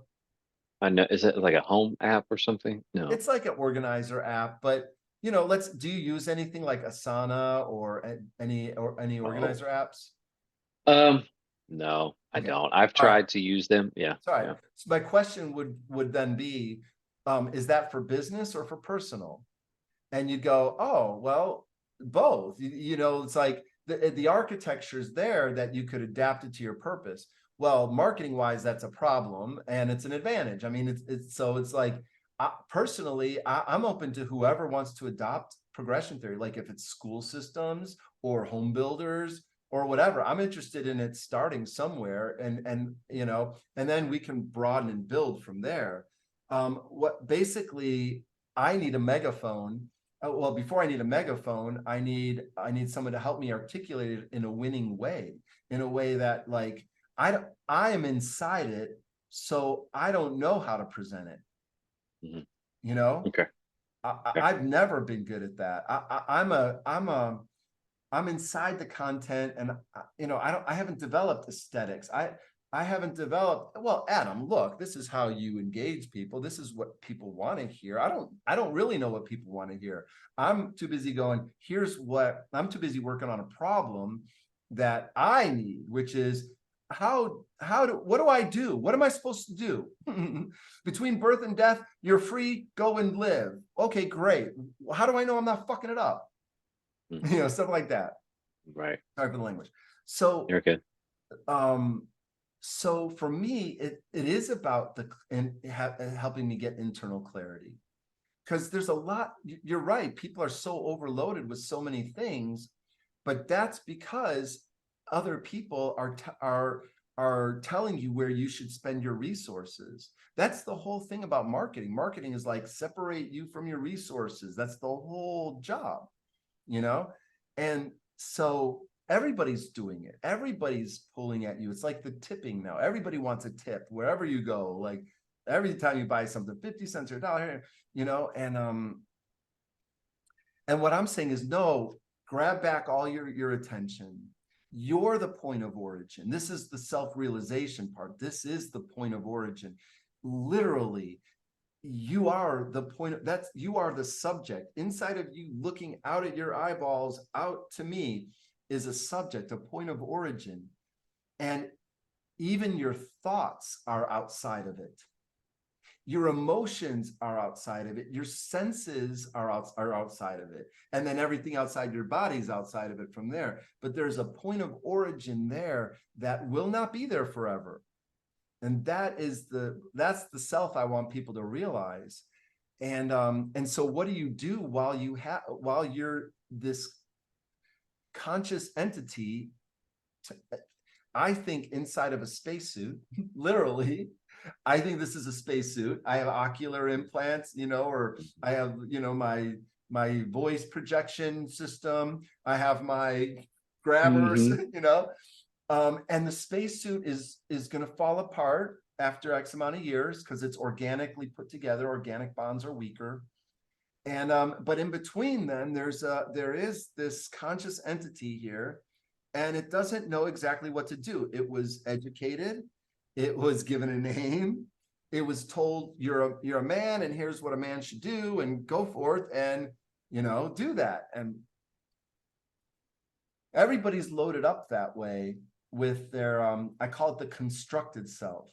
And so part of progression theory, the deeper parts of it, are about recognizing that we're largely social constructions. We're a source, we're a subject, but we're wrapped around layers of thoughts, feelings, and behaviors called personality. That is literally the definition of personality, is your stable patterns for thoughts, feelings, and behaviors over time. That's how we know Wes. How do we know Wes? I don't know Wes's inner entity. I don't know what's inside of Wes looking out at me. I don't know what's inside of Wes's thoughts. All I know is your behaviors, and then maybe I can say, oh, that's what, and you tell me your thought. I go, okay, that's what he's thinking. And you tell me your feelings, that's how he's feeling. Or your behaviors indicate your feelings. All you are to me is thoughts, feelings, and behaviors, known as Wes. A very good collection of thought, like, I know you to be reliable and thoughtful and all of that, So, but that's personality. Literally means persona, literally means you blow through it and it makes sound. Because the mask of the Greek theater that's called the persona. If I was an actor in ancient Greek theater, I would have a mask, a persona. That's not the real me. But yet now we have the word personality and we think that's the real us. Part of my deeper part of the self-realization part says that personality is not who we are. I mean, we have a personality, but yeah, that's deeper level stuff. But in between now, when we talk, I'd love it if like you played with it a little bit. And I don't know, think about if you think you can get your company to operate on progression theory, because if you can, you could build a whole company around it and sell progression theory. We'd sell it through your company. And that's grandiose, but I really think that's what's needed. I mean, there's lots of people buying for attention of but here's the progression theory is a unique kind of thing that I think when people, if presented the right way, people would, it could catch on, you know, it could be a thing that we use, we teach, we put in schools. 7 Habits of Highly Effective People. Did you know there's actual schools now, charter schools that are 7 Habits schools? I know. They've taken this simple set of ideas, 7 habits. They're not even like they fit together. They don't fight with each other, but they're not, he didn't have a whole framework. You know, later he actually does have a time management system and other systems, but progression theory is better designed than 7 habits. And I know that's a bold statement, but I'm not saying it's going to get as anywhere near as big. I'm just saying it's better conceived Sure. Well, because I I have the could, advantage of building on Covey's work, you know. right.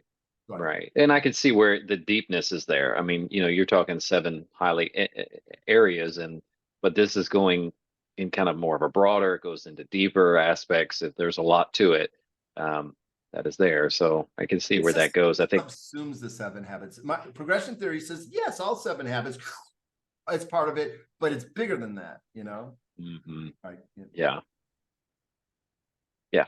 Yeah, and it's interesting because on my other venture here that I was telling you about, we have a strategic planning meeting. It was supposed to be in 2 weeks, Yeah. and it was going to be on site, but I was going to be virtual just because the workload is too much to leave and try to do that. But it's being pushed back to the end of September now, um, and it's changed the just having this conversation. I was like, it's changed my perspective of what I know because I just represent the media side of things and how I would build out or scale a department and what to do in the development of this side of the organization and what want to do to get there. But it's really contingent on some other areas about sales and revenue and that all those that help with growth to be able to make this other side come together. But um, it gives me a great real world area to play with this in my own thought of this. But just seeing though as a marketing tool for yourself, how we go about that, um, eh, be able to think about that for a little bit, kind of chew on what that looks like and how we get in there. Because there's even some great visuals I could see when you talk about the single point of origin. It doesn't need to be that deep, but it could be, this kind of thing. You're going through space and you go through this and it's that, and then I'm like, well, maybe it just needs to be more straightforward and just use text and have this component that just talks about kind of an animated process through there. But it's, that skews it to one perspective, but then, the other one skews it to a little bit of a different type of thing. And how do we get there? So, because I feel like, when you were talking, I was like, you should be on a TED Talk, Adam. You should have your own TED Talk and just be up there, explaining this stuff. It would really go really, I mean, fascinating stuff in here. So, I yeah, would love I to just need find this. a variation of what an Atom talk would look like. Like, you know, I couldn't do the TED Talk format. I'll just tell you, it's very precise. It takes scripting and memorizing to, and you have to land at 18 minutes. And I Okay. know I would never, but for, and you have, and for me though, I like the writing of it. I like having the basic models and then being able to expound on it. I want to show you one that I did. It's kind of I had somebody do it for me, and but When you do your teaching thing, just a thought, like if we were to, break these out into modules, is there a way that you could break these up into like learning modules like that are 5 to 7, maybe even if they go 10 minutes, that's fine too. that's It's what I just need help about, with. But we definitely could. I would need help okay. with like I'd want to just say, here's all of it, and then now tell me how to slice it up. That because I can't do that. I'm incapable. I don't know how much I could give people in one time. I'm too close to it, you know. But I want to show Mhm. you. I want to show you one way that I'd like to have fun with it. If I could have more of my style be like this, where if I'm trying to teach strategy, it's saying, okay, here's your purpose, and X is your outcomes. So what you want to do to get there is you need to find the right way to use your resources. Are you going to go through the jungle? Are you going to go through the forest? Or are you going to take the river? And those are strategies that you're making, and in this case, they're mutually exclusive. So you got to pick which strategy. So we're going to do this strategy. We're going to take the river. Now, in order to do that, we need to break it down into tactics. So, for example, using a boat would be a tactic for how to use the river. Swimming would be another tactic or whatever. Now, what we want to do is break it down into action steps. We got to find or build a boat. We got to get in the boat. We got to navigate down the river, and we got to not sink. And I'm not saying this communicates all the points I was trying to say earlier, but this is a level at which, is a fun way maybe to communicate it, but gets to the essence where a business person can actually start to see it, and a child or a teenager can start to see it, Sure. Yeah, absolutely. But I'm going to leave that stuff to you to advise, because I want to say totally, I don't need to be in the video, my voice. I want the idea represented in whatever the best way possible. You know what I mean? Mhm. Right. And then it brings up the point too, is like, so you have, I'm just thinking another, off spin of this is like, so you have these learning modules, let's say, well, that are these teachable elements here. So that breaks it down into just those teachable moments, like you explained to me here. But now I say, well, Adam, I need more uh, personal connection with that, because this is great. I understand that, but now I need to see that for me. So I guess the other side of that is, people watch the learning modules and all of that, and they feel empowered, but they need maybe that hand holding process, Yeah, or that step by coaching step and that classes. yeah, because it's one thing to watch it, but then it's like, okay, I need, how do I take these next steps, because they were empowered in all of this, but now how can you actually make this come together just like you did in that one sheet and form with the cogs and all of that stuff. So I guess that would be something then at that point, I'm just thinking people watch the video, they see the value in that, then they're like, well, we want to reach out to you and connect with you, and then can you help our company or our institute develop out an actual workable Yeah, I'd want method, to be able to and that. certify people in progression theory. Well, first we could coach them, and we can even coach coaches. We can even like I used to develop training curriculum for the coach training programs. Like when coaching first started in the late 90s, one of my first clients was Coach University, the one that started the personal coaching movement, and I redesigned their curriculum. So all that's to say is, I think we could train people to coach in progression. Progression theory is a coaching model. It's a consulting model too, but it's a parenting model. You know what I mean? It's like, so it has a lot of legs. What I'm doing now is I'm using it a lot in healthcare. So I'm teaching it at a hospital, and then I'm also going to be working with a national association working there. But I use progression theory in everything I do. I use it in YPI, I use it in consulting. So I need help articulating it. Basically, it's a way to intervene, and intervene is broad. There's no, like, that doesn't do anything. There's no industry for intervening, but everything we do is intervening. Coaching, parenting, teaching, what you do is intervention. Anytime you take something that is contrasting and try to move it toward alignment, that's the very definition of intervention. It's not sexy language, so I'm not saying we use it, but in my head, that's really what we're talking about here. This is all about intervention, and there's so many ways to apply it, because that is what humans do. That is the whole story of human history. The whole story of human history is we were animals digging in the dirt, and now you and I are talking over satellites, digital imagery, over ASCII code and silicon, over things dug out of the earth. Think about it. We are on Mars using things only drawn out of Earth, and the only way it's happened is progression. That's the only effing way it's happened. And so it's just articulating it in a more, and I mean, it's like, why, maybe there's something out there that this already exists. I just don't know of it. A system like this, so where it ties it all together. It's a personal philosophy, but it's also existential. It's looking at the whole, it's metaphysical. It's just basically, I had to make some assumptions. One is, I don't know what happens before birth, and I don't know what happens after death. Other than that, that assumption made it a lot easier, because now I'm an organism on a shore to shore experience, and there's two states. I'm either going to survive or I'm going to thrive.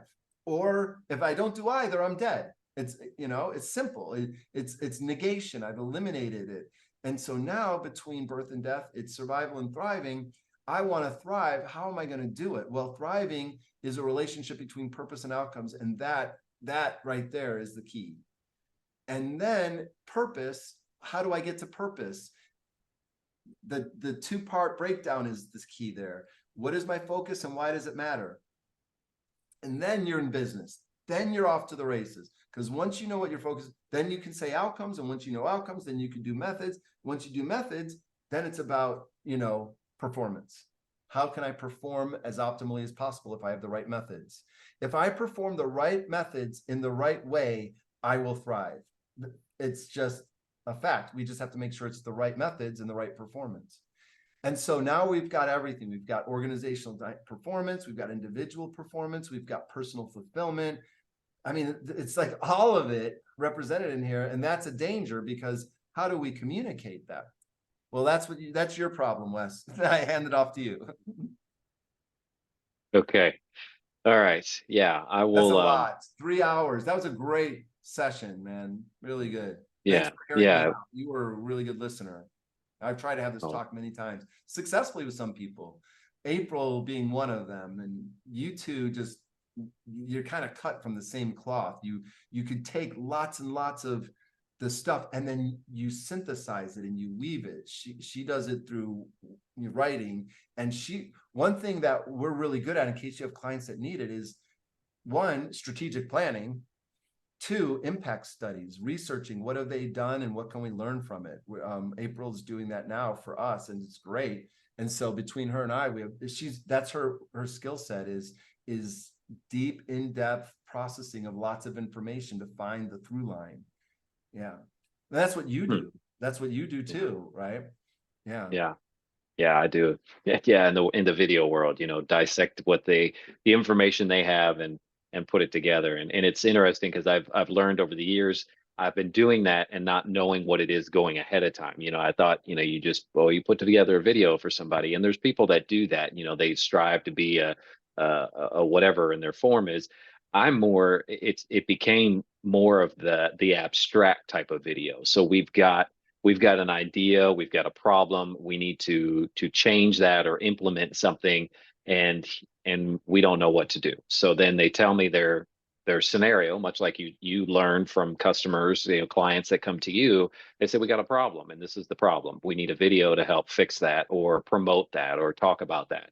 So then I go through very much Well, like it the starts with situation here. contrast. It's like, Yeah, yeah, right? yeah, Yeah. yeah, yeah, And then you got yeah. to get them to say, what is our focus? Okay, go ahead. Yeah. Yeah, no, you're absolutely right. I do. I go through all of that, and then I'm basically taking everything they're telling me and putting that into an alignment stage through some sort of script. And I've learned that the better that you do it on paper and script in some form, and maybe it's not a physical script, maybe it's bullet points and all of that, but usually it's words on paper that put us in a flow that they get to see, that they now start to see like, oh, okay, this is actually what it looks like to align these things. Then I could say, now we need to, do we need to change the alignment of this? You make the approval. Do you like this way, or does it need to go like this? Juxtapose the stuff around. Great. Once we approve on that, literally, then the next step will be to me to start, I guess, engaging into that, spending the resources to start to do that creational component and assemble that video.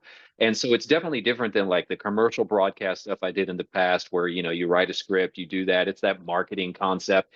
And sure, it's fun every now and then to do all that, but I found myself being more drawn to these type of components. It's a little more challenging. It's more in depth. You tell a story, and when you look back at it, you're like, you get to see something that really came from nothing into fruition of what it is. And content creators are doing that all the time. And it can be simple 30-second thing. It could be very complex, but it just turns out this is that type of deal where you take these information components and you got to tell that story and how to make it make sense to people. So Yeah, this one's I won't say a tough one. It's just, it's a lot to deal with, and it makes sense, but it's the twist of how do you make this thing make sense to people in a short amount of time, That's and in a short period. And so, and do it in a way that's broad enough to speak to various levels in that regard. And maybe right now, just having being inundated with all of it, it's obviously a bit much to try to swallow that and think of that, but I have some thoughts and ideas. And then I also kind of want to take this and represent it to my colleague I work with in this organization as well, because I want to start talking with him about what I think, we could do, and the interest here, and just the bigger picture that, your role could play in modules and learning and teaching. But how do we how do we wrap our hands around this type of approach, and what do we do to do this? Because it would require, like I was saying, we've split those modules up into teachable moments, and how people could digest those, because it's all centered around micro learning, right? That's what we're doing on this side of things, is teaching and micro learning. But when it becomes into these type of luminary series, as we're calling them, or masterclass, it gets to be a longer series, because it's yes. teachable stuff that's a little more in depth, and it's hard to cap that in micro learning.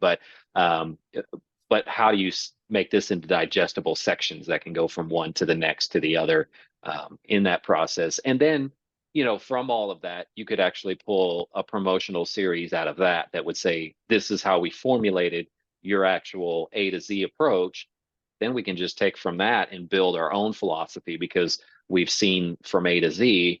Now we can just flush out various roles there. Maybe that's another option too, is then you have a video that can speak to businesses, and one that can speak to individuals, and one that speaks to societies. But it just really kind of depends on that It's process of basically, I kind of have in my mind like it's a Ferris wheel. It's there's the central mechanism, which is progression theory, and then there's the individual cars around the outside, and or care whatever, Mhm. and those are those are the different expressions, like leadership training, or strengths finder training, or organizational culture. So so the way I see it, is ore to gold, gold to mold. So Mhm. I've been doing the ore to gold for 25 years, like all of this comes from all lots of different disciplines. Okay. And and organizational development didn't exist as a discipline 100 years ago. My field really started in you could say in the 30s, but more like the 60s is when this human, the role of humans in organizations, nobody really thought about it in a humanistic way until the 60s. They thought about it in a scientific way up until then. The scientific management was measuring how much work can a human produce. How big should a coal shovel be so that it's not too big to break their back, but big enough that we're getting the full amount of human effort. That was the thinking. Well, then this might be a way to start, like the history of organizational thinking. It might be a little boring, but maybe it could be made interesting, and to see how everybody's lives is determined by these ideas. Do you fundamentally believe humans are lazy and don't want to work? Or I just sent this image to my CEO client. Let me pull it up real quick. This is probably one of the oldest theories in my field. It's called theory X, theory Y. Basically, it says managers are either theory X or theory Y. Theory X is you assume employees dislike work, they're lazy, they don't want to be responsible, and they have to be coerced. You have to ride them, you have to micromanage them. Versus theory Y, which is the assumption people like to work and they're creative and seek responsibility, and they just need direction. And they can exercise their own self-direction. And so like that, like that alone is just kind of like one of the first ideas out there. And we've not moved beyond that too much when you think about like what we talk about today in the workplace. That's from the 50s. That was the big idea on organizational thinking in the decades of the 50s. That took the world by storm, theory X and theory Y. Oh, wow. I know it's pretty simple, but Right. it's kind of showing you like this field that we're in. So maybe like saying, hey, like it's a recent discovery And I would love to attract interest in the overall field of organizational dynamics and have CEOs get certificates in it, you know, or something like that. And so to your earlier point, yeah, it'd be the videos out there to get the content, but we can handhold, we can do or personalize it more. We can do coaching. I would love to have just classes I constantly run. That's all I want to do is I'll talk about this, have on Zoom, you know, have a Discord, you know, like get modern with it, you know, see if we can get a Reddit board on it or certify other people, have an academy of, you know, Progression University, you know, I don't know, like, I don't have the energy for any of that. I just have the ideas and I have the energy to talk about the ideas all the time, not to build it. But yeah, if you see any interest for yourself or your partners in it, you know, like I'm open to, you know, where could this be housed so that I do what I do. I don't want to do the hunting, you know. I want to do this. I want to teach people this. I want to evolve this further. So if there's a way in partnership we can get to that where it's like, you know, even if it's, I don't know if it's with your other people or just with you or something. I'm open to something like that. Anyway, Sure. but at the minimum, if you can help me bring this vision to life, that's really what I'd like to see. And then I'm open to format. Yeah, yeah, absolutely. Yeah. I think it's just digesting this, seeing how we want to best portray this in a video, and then like drawing attention to that approach. Yeah. All right. Well, I have to say, I'm really excited about you know, this conversation, and I'm like I'm hitting the wall like energy wise. So this might be a good place to pause if you're good with that. And I Yes. don't, what would a good follow up look like? Do you want to just marinate or do you want to set a time now? How do you work best? You know, marinating a little bit will do that. I think if we just